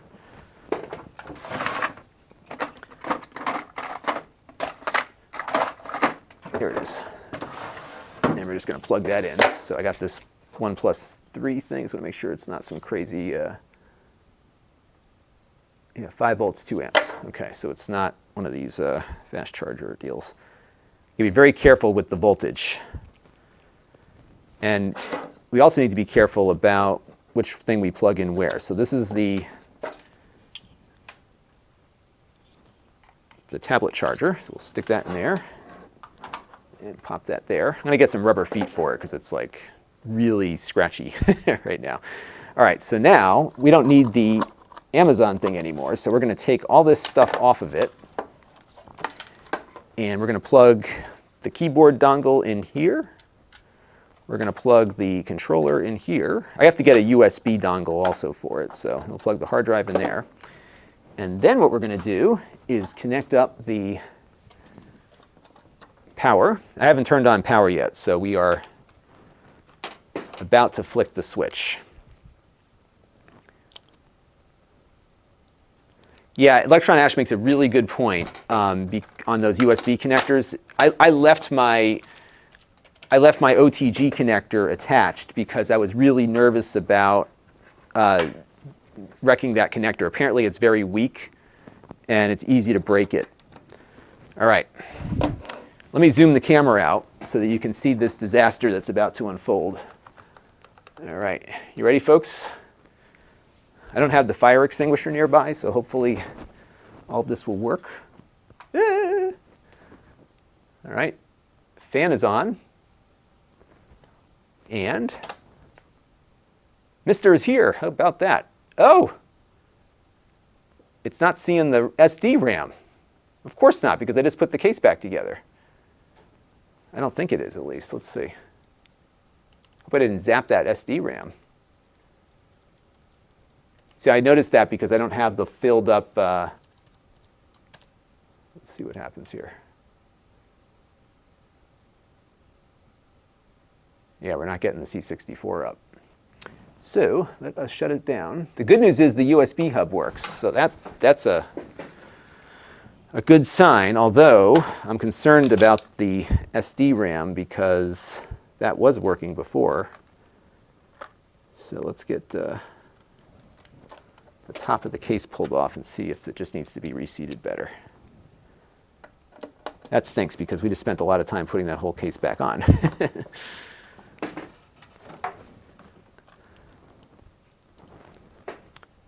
And we'll disconnect power here too. But I am encouraged by the fact that the hub works, so that was good. Okay.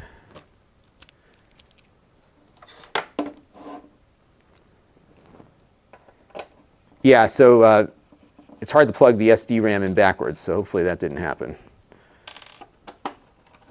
And I've been fortunate over the years that I get lucky with my mistakes, but sometimes my luck runs out. So it could be that something happened to that SD RAM when we took it out. I probably should have just left it in hindsight, but at least we got a video out of it. All right, so let's go back inside.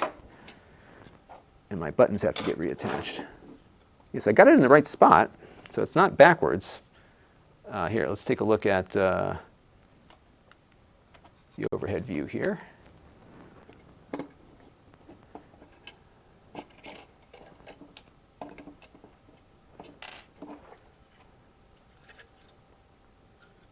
Looks like it's completely attached there. So you know what I'm going to do before I put the whole thing back together again? I'm going to at least make sure that I'm just going to reseat it a little bit and see if that does it.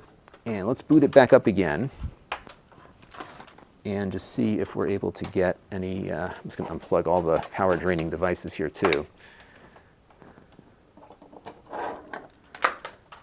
And let's just take a look and see if it recognizes the RAM on the next boot here.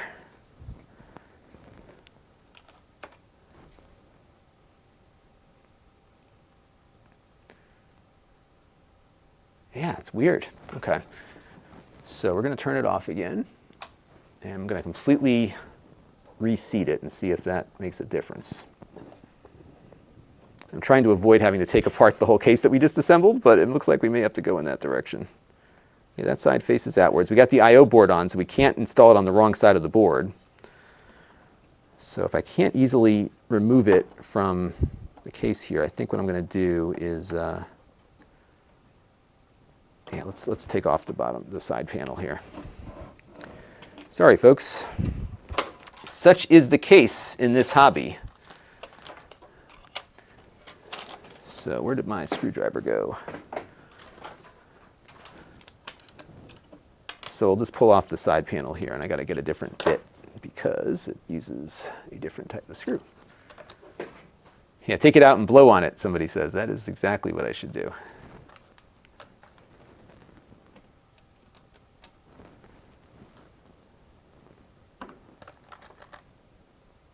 All right, so we're going to grab this, and yep, that's the one we need.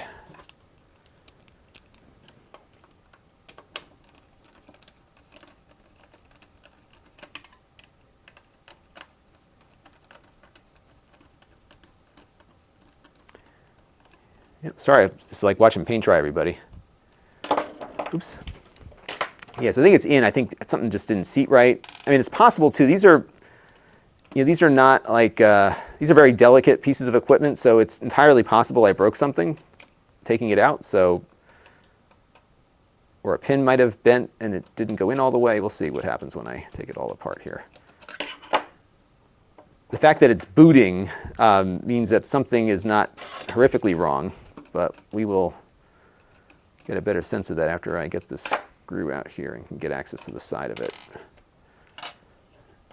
Yeah, you know what? It wasn't fully seated down there, so that might be it. But it looks like it's all in there. Okay, so let me just plug power back in, and we'll just boot it now while we're partially disassembled. And let's go and just boot it up one more time. It wasn't fully seated down there, but it could also have come up when I was trying to pull it out. There it goes. We're good. Okay. It's pretty sensitive. It wants it all the way in. Okay. Good. So now we'll reassemble it. And no doubt after we put the whole thing back together again, it will stop working. So that is that. Yes, there was a new GameSack video. I watched it this morning, as a matter of fact. I like his work. He does really good work. I like the two of them together. I mean, obviously, there was some work issues that the other guy couldn't keep doing. Dave, the two of them were good together. It was fun to see him make a cameo recently on the show. So I guess I'm supposed to turn this thing upside down to get it in place. Maybe we'll try that. So let's put them in like this. And we'll turn it upside down and then flip it back over. If I can be that coordinated, let's see. It's probably going to be a little bit easier than what I was doing before. Okay. And I just screwed up. See, I told you guys and gals. There we go. Okay. All right, let's get this thing screwed back together again. And I have to do the bottom also. So let me get these. Well, I got these, I got the top ready to go. Let me just do the top. Thank you all for bearing with me. This is not the most exciting thing to watch on a Sunday afternoon. Isn't there like a football game or something today? Is that what's going on? Okay. So somebody we have here, Retro Escape, teach me the FPG. I'll tell you, the best thing you can do if you really want to get a good feel for this whole system is to go over to Smoke Monster's channel when you're done with this, this stream and check out some of the stuff that he's been posting there. And this MiSTer thing has been moving at like warp speed. It's been amazing to see just how much development is going on. Some folks kind of liken it to the early days of MAME, where you've got all this amazing work happening with all these really talented people, like just working together to get everything getting everything functional. And even within the cores, there's a lot of development too. So, you know, the Neo Geo is a great example, like just all the stuff that happened so quickly on that front to get the Neo Geo working. That's amazing. Even the Genesis core got a lot of improvements. So for example, on the Genesis core, and we probably should have tested that before we put everything back together, the Genesis core has the ability to run Virtua Racing, which had a special chip on the cartridge. So that was added to it. So there's a lot, here's my daughter looking at you. There's a lot of neat stuff that they have been doing on all of these different cores. And then the arcade stuff has been really moving quickly, and they're doing a bunch of new organizations on the ROMs. And so what I do, like, I'll be honest, like I don't play with the MiSTer every day. So every couple of weeks when I boot it up, like I will probably do later tonight, is I run the update script and I get all of the new things that they've added to the mix. So you get all the cores automatically download. So if you just let the update script run on its own, and yes, I just lost a screw, so we'll come back and find that one in a few minutes. If you just let the update script run, what you'll get is all of the cores that are officially released on the project will download. And I'm pretty sure later this week, if not already, Double Dragon's going to be coming. So that will be happening. So yeah, it's going to be kind of fun to see all that happen there. All right. Now I'm curious to see if the RAM will still be recognized after we put everything back together here. I'm hoping it will. The good news is the screws are going in easier this time. All right. That's a pretty cool looking case, I think. I mean, it's certainly better than what I had before, I think. So that is good to have like a little box now versus some other crazy thing. All right, so now we're going to reattach the hard drive, the SD card, or not the SD card, the keyboard. That. And then we're going to plug this sucker in here. And what I'll do when it reboots, just as I want to test the hard drive, is we'll load up one of the Sega CD games and see how all that works. And then I'll probably have to call it an afternoon because I've got to get some stuff cleaned up around the house before the family gets back. All right, so we've got the cable here. Reattach that.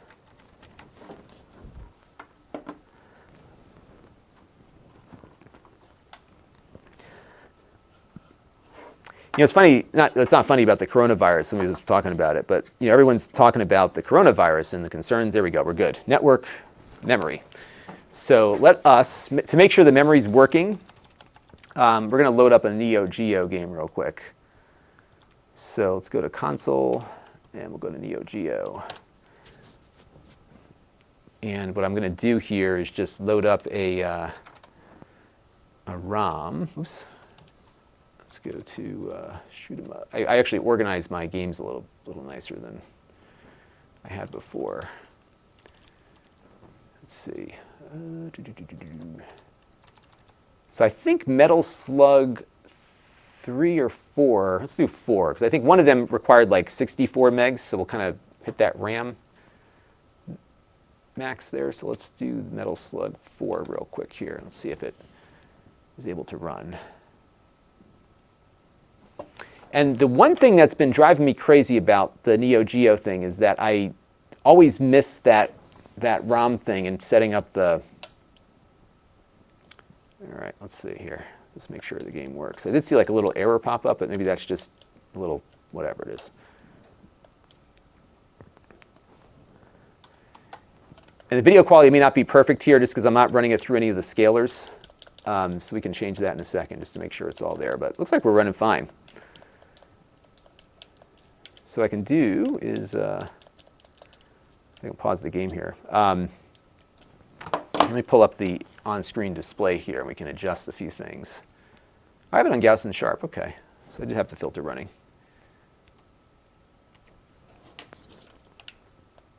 I love the animation on these games, they're just great. All right, there we go. Go through here. Yeah, it seems to be working just fine. Yeah, so I'm loving the case. Really nice to have all this. All right, so let's take a look at a Sega CD game now. And we'll go to, and I haven't updated my MiSTer in a little bit, so some of these cores might be a little bit behind.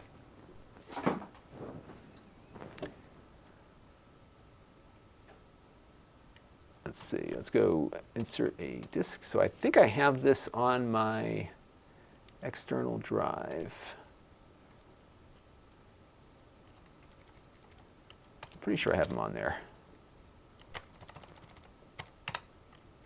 Yeah, Mega CD. No, it's not there. Where did they go? All right, bear with me for 1 second because I got to figure out where I put the...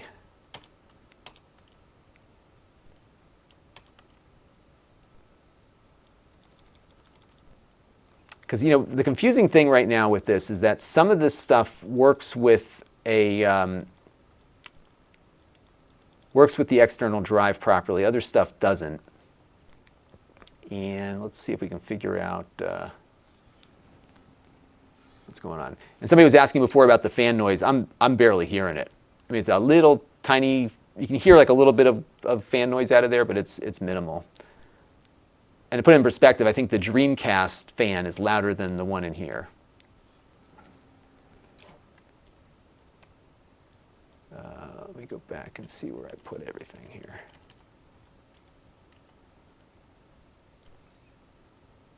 So I'm pretty sure it was in this games folder, but there is nothing in the Mega CD folder. So I'm just going to check my FTP connection here and figure out.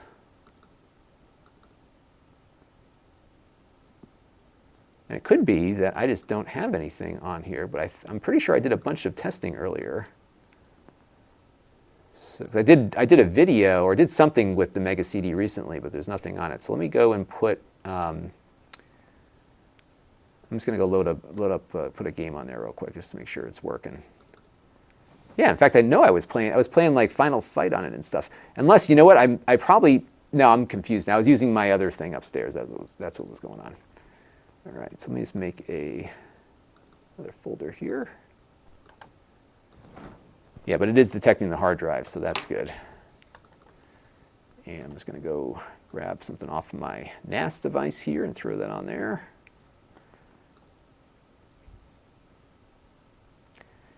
And great discussion, by the way, going on in the chat, because I have not been able to keep up with you all, unfortunately, today. I'm sorry about that. But it's good to hear everyone, because this MiSTer thing is new to a lot of folks, so not a lot of people have all the basics. And I did a panel discussion with Retro RGB, Bob from Retro RGB, and that's on the channel also in the MiSTer playlist. And check it out, because we kind of go through both MiSTer and all the analog consoles, and it was a fun discussion. We did that at, where did we do that? We did it at the Retro World Expo, which is a retro gaming expo in Connecticut here, where I live. Here was the Sega CD. And that was a lot of fun because typically things don't go as planned. But you know what I did is I brought. I'm sorry, but I'm like multitasking here.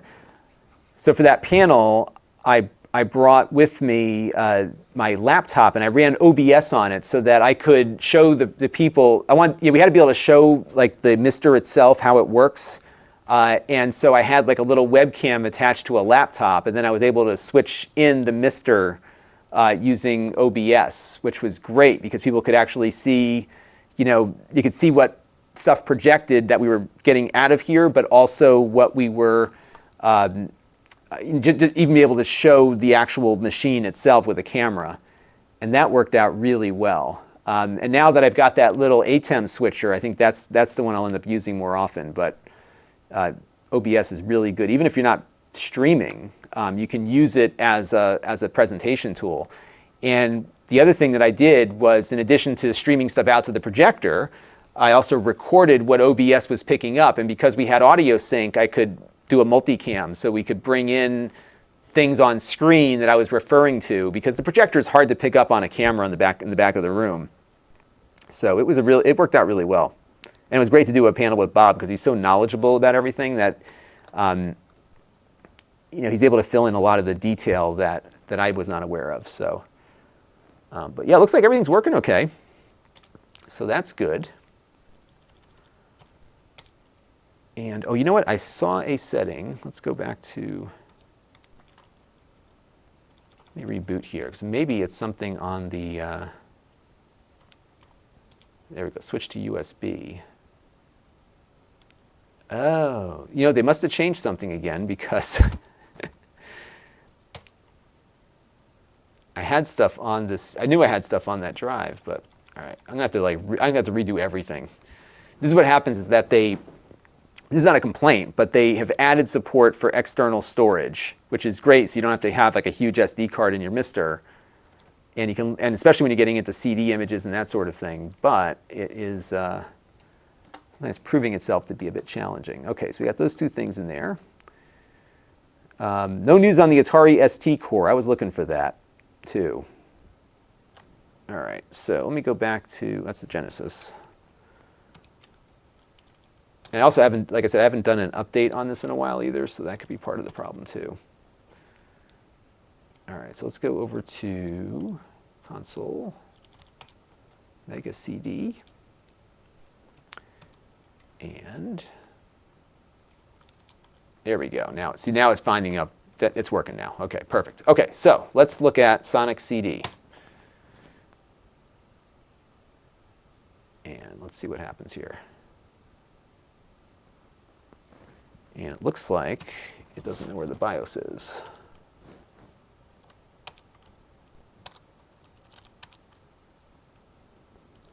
Yeah, I haven't used this in a couple of days, so I'm sure something's out of whack.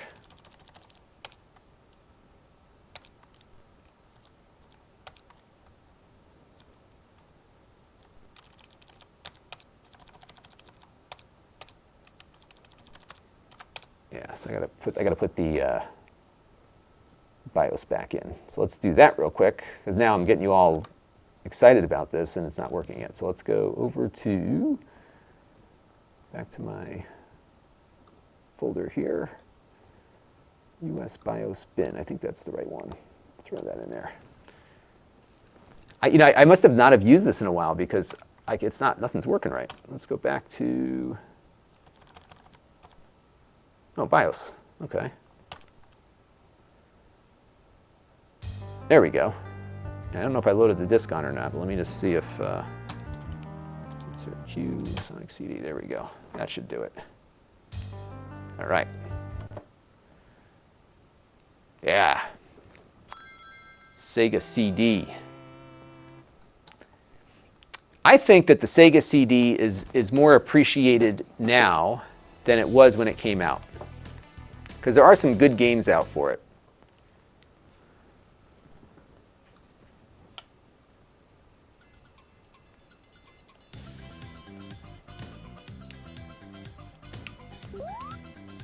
Yeah, it seems to be working fine. You may not be getting the best quality image on your end, but it looks fine here.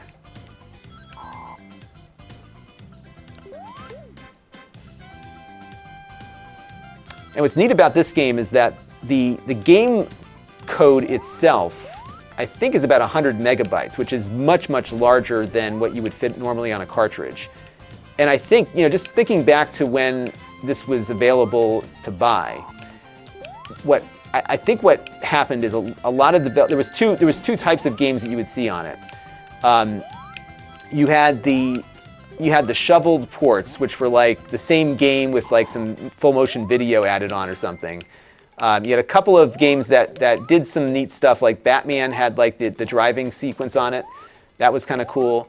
But I think really these games would have benefited from some things that were developed specifically for the platform that would have demoed just what you can do when you have that much more storage space to work with, even with the loading times.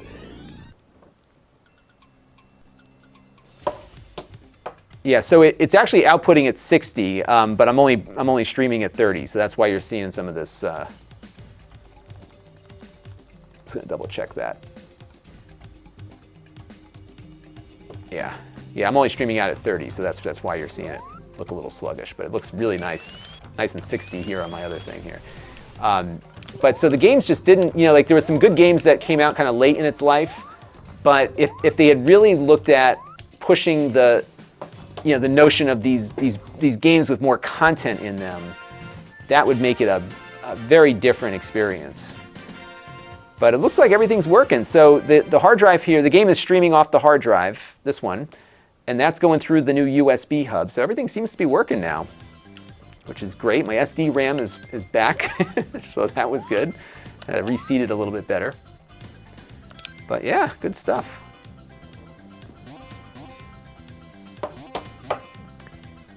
So yeah, Daniel's going to get himself a MiSTer. Yeah, you should definitely, if you're remotely interested in this, definitely get the board. Start there, because there is a lot of other stuff out there that you can get later. But there's a lot of stuff you can do right now. So the Sega CD does not work without the SD RAM, but the Genesis does, and Nintendo don't. And that's the truth. You can't get the Nintendo to work, but you can get the Sega CD or the Sega Genesis to work without the SD RAM. And see, this game was an example of one that I think that was a good example of a good Sega CD game. And I'm just looking at this, I'm like, I got to redo all of my video settings. There's so much stuff I got to play around with. That's what's great about MiSTer, though, is that you've got all this stuff that you can experiment with. So this was a game that had, so the background on this is pre-rendered. It's like a video file playing, I guess. And then the foreground is generated by the Sega Genesis component of the hardware. And so the Sega CD had its own, it was almost its own console. So it had another 68,000 processor. It had some scaling and rotation capabilities. I think maybe the graphics on this are coming out of the Sega CD part because they are scaling. So there was stuff that it could do graphically better, marginally so, than the Sega Genesis, but you had essentially two Sega Genesis machines able to generate visual content and then mix it together. And when you think about the 32X, the complexity of running the CD with the 32X where you had all these additional add-ons, crazy stuff. But this game is a lot of fun. And this was something you could not get on cartridge, but it looks great. And even now it still holds up. It's a great shoot 'em up.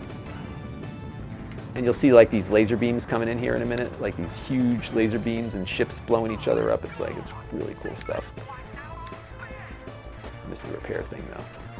So you'll see these huge laser beams come in. And that's going to be pre-rendered in the background. So that ship is not, the Sega CD is not generating that ship, it's just a video image.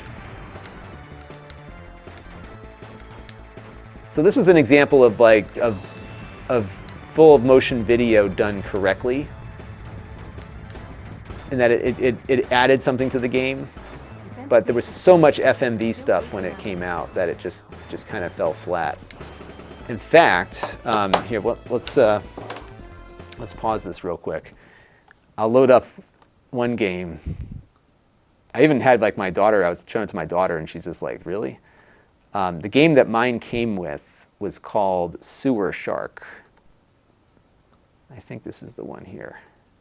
Let me just copy. This will take a second to copy. Let's give that 1 second and then we'll switch it over.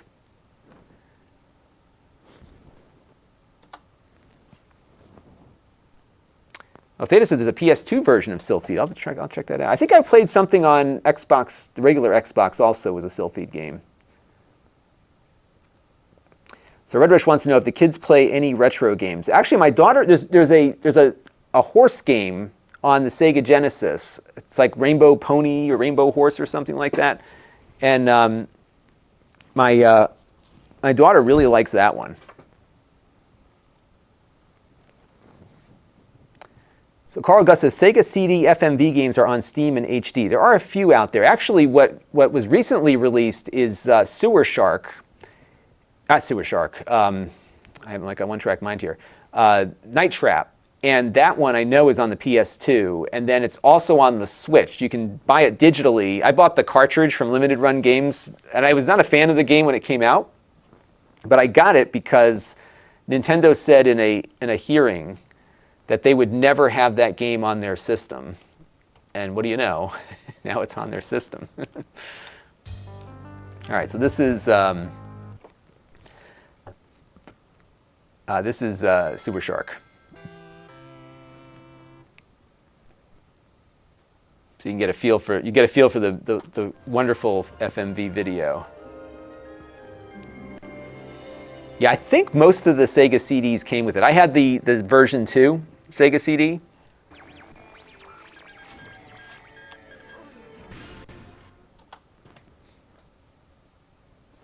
Yeah, I'll let it play the opening thing here. And this is one of the better of the 3D games, in my opinion. It wasn't bad, but I have yet to get anywhere in this game after 20-something years. Because you just play it once and you're just like, oh, this is horrible.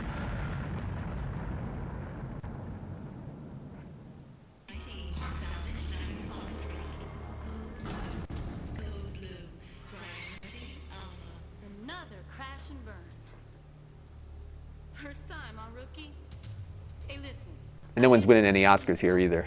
Now that's my main man. Greatest co-pilot to ever shoot the tubes. Give him your best. But they spent some money on it. They had to design the set and everything. And I was listening to an interview. I can't remember where I first learned of this, but apparently these games were all designed for an earlier system that I think was going to be making use of VHS technology. I forgot exactly what the whole set of circumstances were, but a lot of this stuff was shot for something else, and they were able to port it over to these consoles because they spent some money on the production. I mean, they have it's on a green screen set there, so they did spend something on it, costumes and sets and everything. But the gameplay is not great.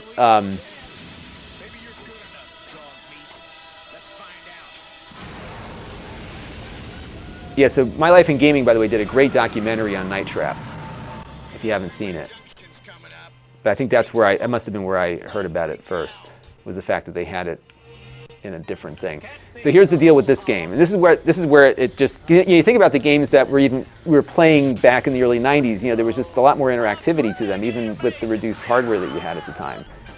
So basically what you do is you just shoot these things, and then the guy's going to tell you what direction you're supposed to follow, and you have to hit the controller and a button to move to that thing. And you can see it's blinking red because I didn't hit it at the right time. And now I'm going to move, and I did the wrong thing. So eventually I'm going to crash, and that'll be the end of it. And then you run out of fuel. But this is the game. It doesn't change. It's just you have to listen for the coordinates, and then as you see the arrow blink, you have to move your ship in that direction. And if you don't, a certain number of times, then you crash.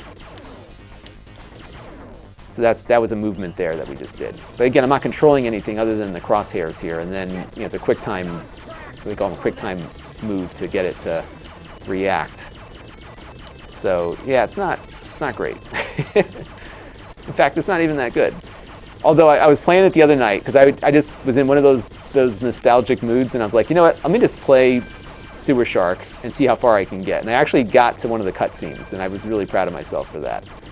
And the worst part is that you could screw up royally, and it just keeps going. You don't die right away, so you think maybe you've salvaged yourself, but then you'll end up crashing.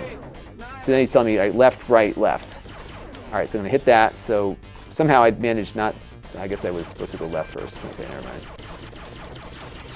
So maybe we'll go left now. So it was left, right, left, and it was right, left, left, whatever. So I'm not listening to it because usually he says it also. And it's hard to follow because you got to be really paying attention. Because if you're concentrating on shooting something, you're not paying full attention, and you miss the directions, then you could really mess it up here.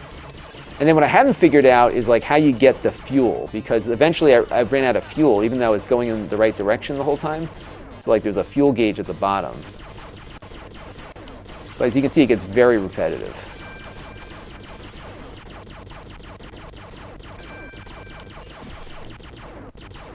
There we go. We'll go that way.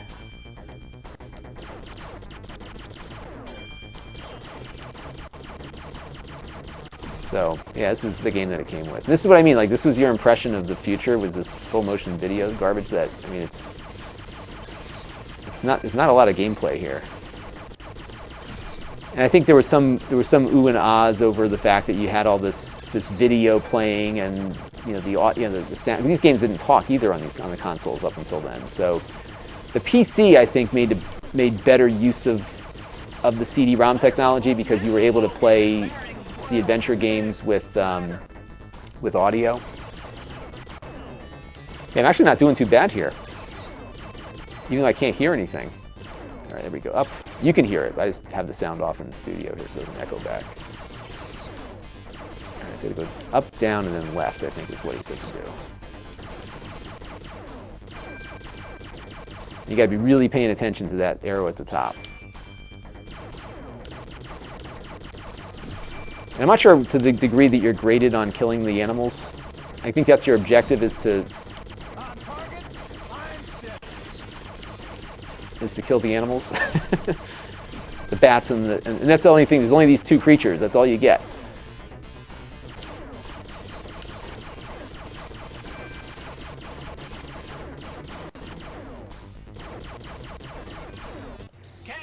All right, looks like we got through a spot there. All right, so now he's going to give us more. So this just keeps going on and on and on. But you get the idea here. Like, here's what's cool about this thing is like, okay, I'm done. I'm just done with the Sega Genesis now. Let's move on. I can load up Super Nintendo. And you got your SNES here, and you can load up, Star Fox 2. And the Super FX chip is working. Like all this great stuff. And you can see just how quickly you can move from one thing to the other. It's just F12, core. You know what? I want to do a little Commodore 64. So you can back out of your consoles, go to your computers, hit the C64. And the script that they have you run when you first get everything, it just installs it all. So it's just super quick.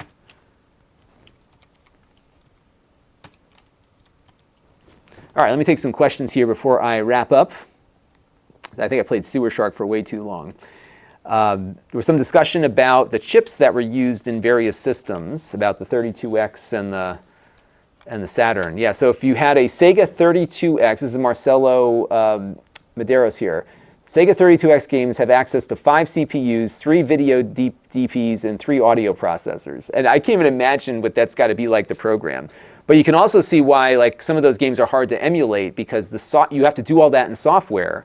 And that's what's great about an FPGA, in that you could have the FPGA replicate all that logic and how everything works together. So that's what's been kind of neat about it. Electron Ash says, it's fair to say that FMV generally looks better on a CRT. It does to a degree. I would say, though, so I had a 3DO, and I still have it. It's upstairs. And I was, the video quality on the 3DO versus the Sega CD was remarkably better because of the color palette that the 3DO had available to it. So it still looked pretty crummy, especially even compared against the PC. It was pretty lousy at that point, because I think it was only 64 colors or 16 colors it was using for the video. But it was low cost, and that was what made it work. Yeah, so a few folks, Carl Gus and Electron Ash were saying, is that kind of like Dragon's Lair? Yeah, so it was a lot like that, in that you had to hit the right button at the right time, and then the video would then update to follow that. So you couldn't really, control the video directly. It was basically triggering something at the right time, which would then trigger the right video file. Let's see what else we got here. Carl Augustus, I heard that the Sega CD Power Rangers game just does the same thing no matter what you do. I'm sure that's probably the case on some of these. They're really bad. There were some examples of FMV back then, though, that I think worked. This was not on the Sega CD. It wasn't. But it was on this PlayStation and on the PC, on 3DO, which was Wing Commander 3, 4, and 5, essentially. So you had your space shooter game, and then you'd have the full motion video as the cutscenes. And that Mark Hamill was in those games. Those were great. And you could get those from GOG, from Good Old Games. Excellent series. And so that worked. But I think the trying to make the video itself into an action game experience just was not good. And that was a bulk of what got shoveled onto these early CD systems. And then we saw, as the hardware improved, they started making more use of the hardware and storage they had available. And that's why I think if you look at what you got on the Saturn later on, those games were better because they were making use of what the CD brought, which was tremendously greater storage for code and for graphics and that sort of thing. So that would have been better, but it just didn't get there. Ron Anselmo says, I have to build one of these, and Mrs. is going to go nuts when I bring in yet another retro product. Yeah, my wife, well, see, here's what I did. I just monetized my hobby. So now it's just work for me. So I say to my wife, yeah, this is coming in for work. But what's great about this now is I can move this around without a lot of risk of damage to it, because I was just dealing with a pile of circuit boards before. So what I do now upstairs is I kind of plug it in old school style into my TV and run a wired controller out of it. And I've been running a lot of the game consoles on my OLED upstairs with it, especially the Neo Geo. That's been a lot of fun to have with very minimal lag. And then I plug it into my computer monitor upstairs if I want to do some of the retro computing stuff. So it's pretty portable for that. And there's some discussion here about Electron Ashes. I guess they're doing 1200p. Smoke Monster just put a video or an article out about that on Retro RGB. And I'll tell you what, I have a Saturn upstairs, and I haven't really dived into it yet. There was an article also on Retro RGB this morning about a new replacement thing for the CD-ROM drive, so you could put an SD card in there and read the games off of it. I may try to get one of those, because I'd love to start playing around with the Saturn more. Handquake wants to know total cost. So the cost of everything. The DE10 Nano board is $140. So you definitely need that. So let's look at minimal cost. DE10 Nano, $140. I'm just looking at some of the other prices here for things. That you need. That's the requirement. SD RAM, that SD RAM board. I think you want to get the 128. And let's see what that costs. Yeah, the 128 I think is about $60. Because remember, you're dealing with 128 megs and not gigabytes, so it's not terribly expensive. So another $60 for the RAM. I'm just looking on here to make sure that is the price. So you need that. The I/O board, and I would probably get the I/O board because even if you're not going to use it right away, you have the option to do the CRT. So if you want the I/O board with the heatsink and fan, you're looking at about $50 for the heatsink, the fan, and the I/O board. Hopefully somebody's keeping track of all the price here. So what are we looking at? 140. Let me get my calculator up here. So 140 plus 60 plus 50. So we're up to about $250. And then the USB hub. And you don't need to use their USB hub, but you might want to just because it's more elegant to have the whole thing in one package there. So the USB hub, let's see, I'm not finding that right now. Cases, I think I paid, let me see what I paid for the case. So I paid for the case, and I got to find the right option here. So I think I paid about $50 for the case also. So I'm into this for about $300 already. And I actually had bought the 32 meg DRAM first. So yeah, it adds up. But I think, you know what though, 140 and 60, 200 bucks, get the DE10 Nano and the SD card, and if you just intend, or the SD RAM, and if you just intend to plug it into an HDMI, then you're good to go. If you want to maybe do the other stuff down the road, then get the I/O board. And there's a lot of case options out there. I'm seeing some more options available beyond the official one. I got this one because it works with everything that I intended to connect to it, so I'm really happy with that.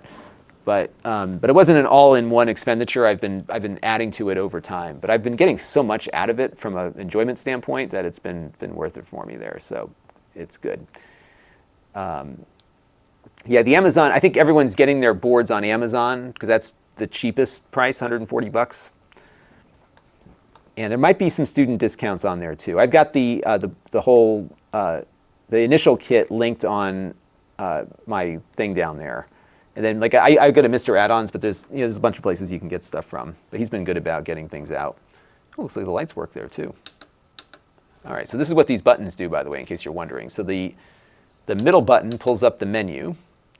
The reset button will reset the current core, I believe. Let's see. Nope, it resets the whole MiSTer. So that reboots the MiSTer. And this is a user button, so I got to figure out what that does. It lights up a green light for me, though. Huh. Cool. So, yeah. Oh, the arcade stuff. So you can run arcades on here, too. And this is all, so what you see mine looking like is maybe not how yours is going to look because I haven't updated my MiSTer in a couple of weeks. And they just redid the entire thing. And this happens, by the way, from time to time. It just like gets a little flaky, so we're just going to reboot real quick. May have to like kill power to it. Let's see if it does it again.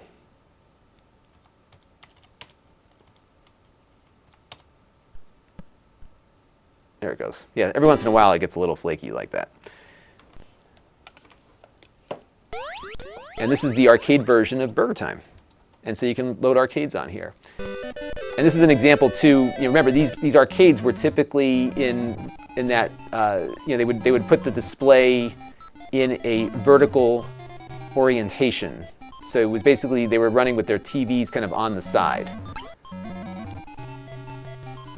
So that's why it's kind of narrow here. It's actually, this is how it's supposed to look. But when you're on a big like 65-inch OLED like I got upstairs, it's awesome. So it's good stuff. Now what I'm going to be doing, I'm getting in one of those At Games big arcade cabinets that they just came out with.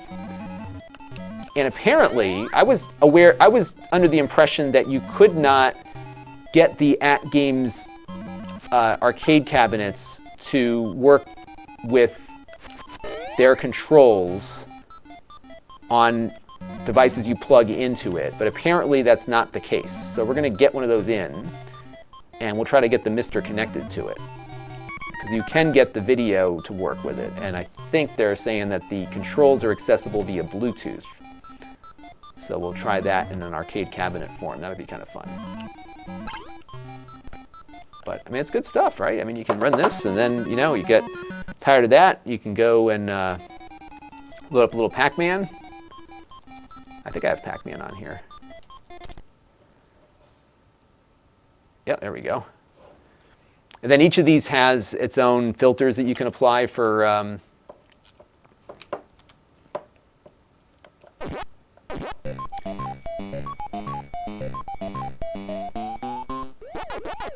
the video might be looking a little bit off at the moment. I have to make some adjustments to things, but you get the idea. This is it, arcade games. Boom. And again, the arcade games, for the most part, will need that SD RAM, so you'll need to make sure you have that before you move too much further on it. But good stuff. Really fun stuff. All right. Let's reboot real quick here, and we'll wrap up in a minute. Take a few more questions. I'm sorry I didn't get to everybody's questions. The chat goes, and then I'm like, I was like focused on trying to get stuff to work. All right.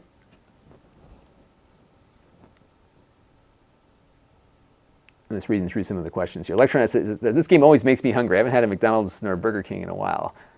I will confess, I had McDonald's the other day. But I don't do I used to like do the fries and the quarter pounder, and it was, but my decision, so as some of you know, I lost about 40 pounds about 7 or 8 years ago. And what I did is I decided that I'm not going to cut out all the things I like. I'm just not going to eat as much as I used to. So every week or two, not every week or two, maybe every 2 weeks, 3 weeks, I'll go to McDonald's. I get just one thing, like a McChicken or a McDouble or whatever, but just to scratch that itch, because you can't always go cold turkey.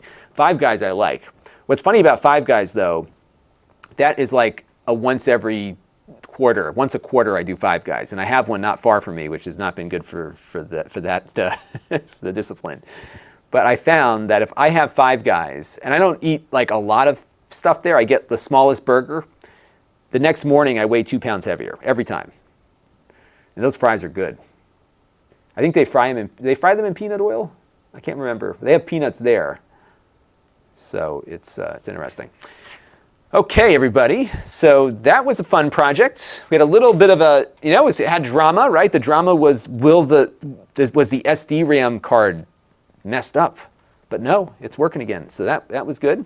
Got the case put together. We shot a video about all the things that you can do with your MiSTer when it's just the DE10 Nano. So that was good.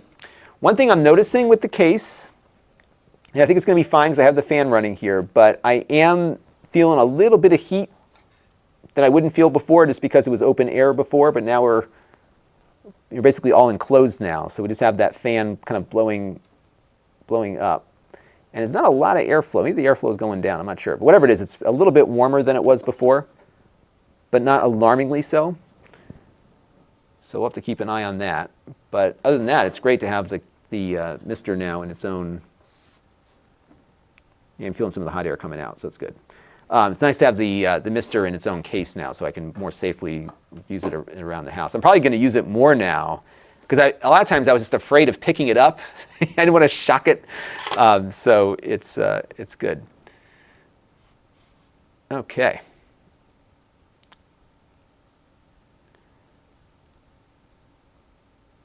So Carl Gussie, ever come? So Carl, what kind? I missed your chat before. What kind of CRT do you have? I'm just curious, because I've got this Toshiba one upstairs that's working pretty good for me. And my mom's got a bunch of Sonys at her house too. I may have to go over there and figure it out. I didn't have a PVM, but I did have a Sony video production monitor that I sold a while ago, and I'm really kicking myself for that. Because it wasn't a big screen, but it was a really nice screen. He's got a Panasonic. Panasonic made some good tubes back in the day too. What everyone wants now is the PVM, the Sony PVM. So those are good things.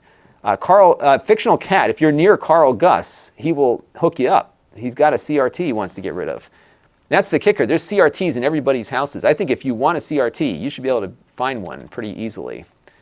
Yeah, one day what I'll do is, I think I might take you up there when the arcade cabinet shows up, because we'll go up to my room upstairs where that CRT lives and take a look at it.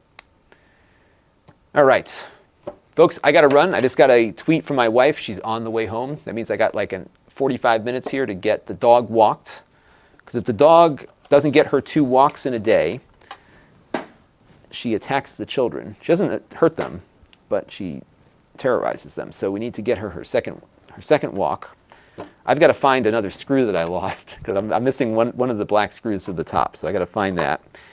And I think that's going to do it. So I'm sorry I missed a bunch of chats in here. Hopefully I got everybody got something out of this. This was fun. And it was something I've been meaning to do, so it was great to be able to do it with all of you. So I appreciate that. And what you'll see on the main channel is the video that we shot during this live stream of just what you can do with the DE10 Nano on its own. And this video, of course, will be available to watch later too. So it's going to be, I'll probably throw this into the MiSTer live stream. But you can see why I do those recordings, because we had maybe 45 minutes of me like taking this thing back apart, putting the part back in. No one's going to want to watch that. So I try to shoot the recorded video while we're doing the stream. And the 200 or so of you that watched were there, but if people that missed it will be able to see a much more condensed thing. And Robert Higgins just got in, and he is late. Yes, unfortunately. But of course, you're not late because I didn't tell anybody when this was starting. So you know, it's just you found out when you found out, and we just happen to be wrapping up. So timing for future streams. We're doing 2 more evening streams this week. So mark your calendar. Tuesday, the 4th, from 8 to 9, and I'll probably start like around 7:45. So Tuesday and Wednesday this coming week. Tuesday, 8 o'clock. Wednesday, this is Eastern Time, U.S., by the way. Wednesday, 9 p.m. Eastern. And we're going to be simulcasting to Amazon as I'm doing right now. So you will see me there or here. And we're going to be looking, the first stream is going to be about the Ryzen laptops that I've got in. So we're going to have 3 Ryzen reviews this week. And what we're going to be doing on the live stream is seeing what you can run on a Ryzen laptop. We're going to look at video editing. We're going to look at Photoshop, OBS. The games are part of the reviews, so we'll look at that. So that'll be fun. And then I haven't figured out what I'm going to do for the what day is it? The Wednesday one. But the Wednesday one, I might do. I got a couple of things that I've been meaning to get to. So we're either going to look at the Unify Dream Machine router, which is a router that supports VLANs. We might do that. Or I got one of these cell phone booster kits in the other day. We may try to play around with that. So one of the 2 things. It'll be a fun little experimentation thing. So that is the plan. And that's it. So I'm going to call it quits here, and I appreciate everybody tuning in. As you know, I pop on randomly, because I know the evening streams for me are too late in the evening, like you're into the next morning essentially in Europe. So we're going to kind of alternate between these random afternoon deals and the stuff that happens in the evening. And then of course you can watch it all later. And then there's a video that usually comes out of that. Juan Jose wants to know, is Lon my real name? Yes, that is my full name. Not a nickname, it is the whole deal. That's what my mom gave me. So yeah, good stuff. All right. I am going to head out and get everything done before the family gets back. I want to thank you all for tuning in and bearing with me as I avoided another disaster. So it's always good when the stuff doesn't blow up on you. So now I've got a nice case for my MiSTer. I'm very excited. And I will see you all next time. And thank you all for tuning in. And actually, did anyone feel, yeah, I've been called a lot of things. Lonald was one of them. People just come up with all sorts of names. What's funny is most of the time people have a hard time like hearing the name when I first say it. So when you call in, who's calling? Lon, who? You know, because they're not used to hearing that because it's not a common name. Okay, everybody, I will see you all soon. Thanks again for tuning in. I appreciate it. And I will be back again. If you want to see more MiSTer stuff, let me know down in the comments of this video because there might be some stuff that we can do with in another stream with the MiSTer because there's just no end to it. So it's good stuff. All right, everybody, we'll see you soon. And thank you all for tuning in. And just thank you for everything. Talk to you in a little bit. Bye-bye.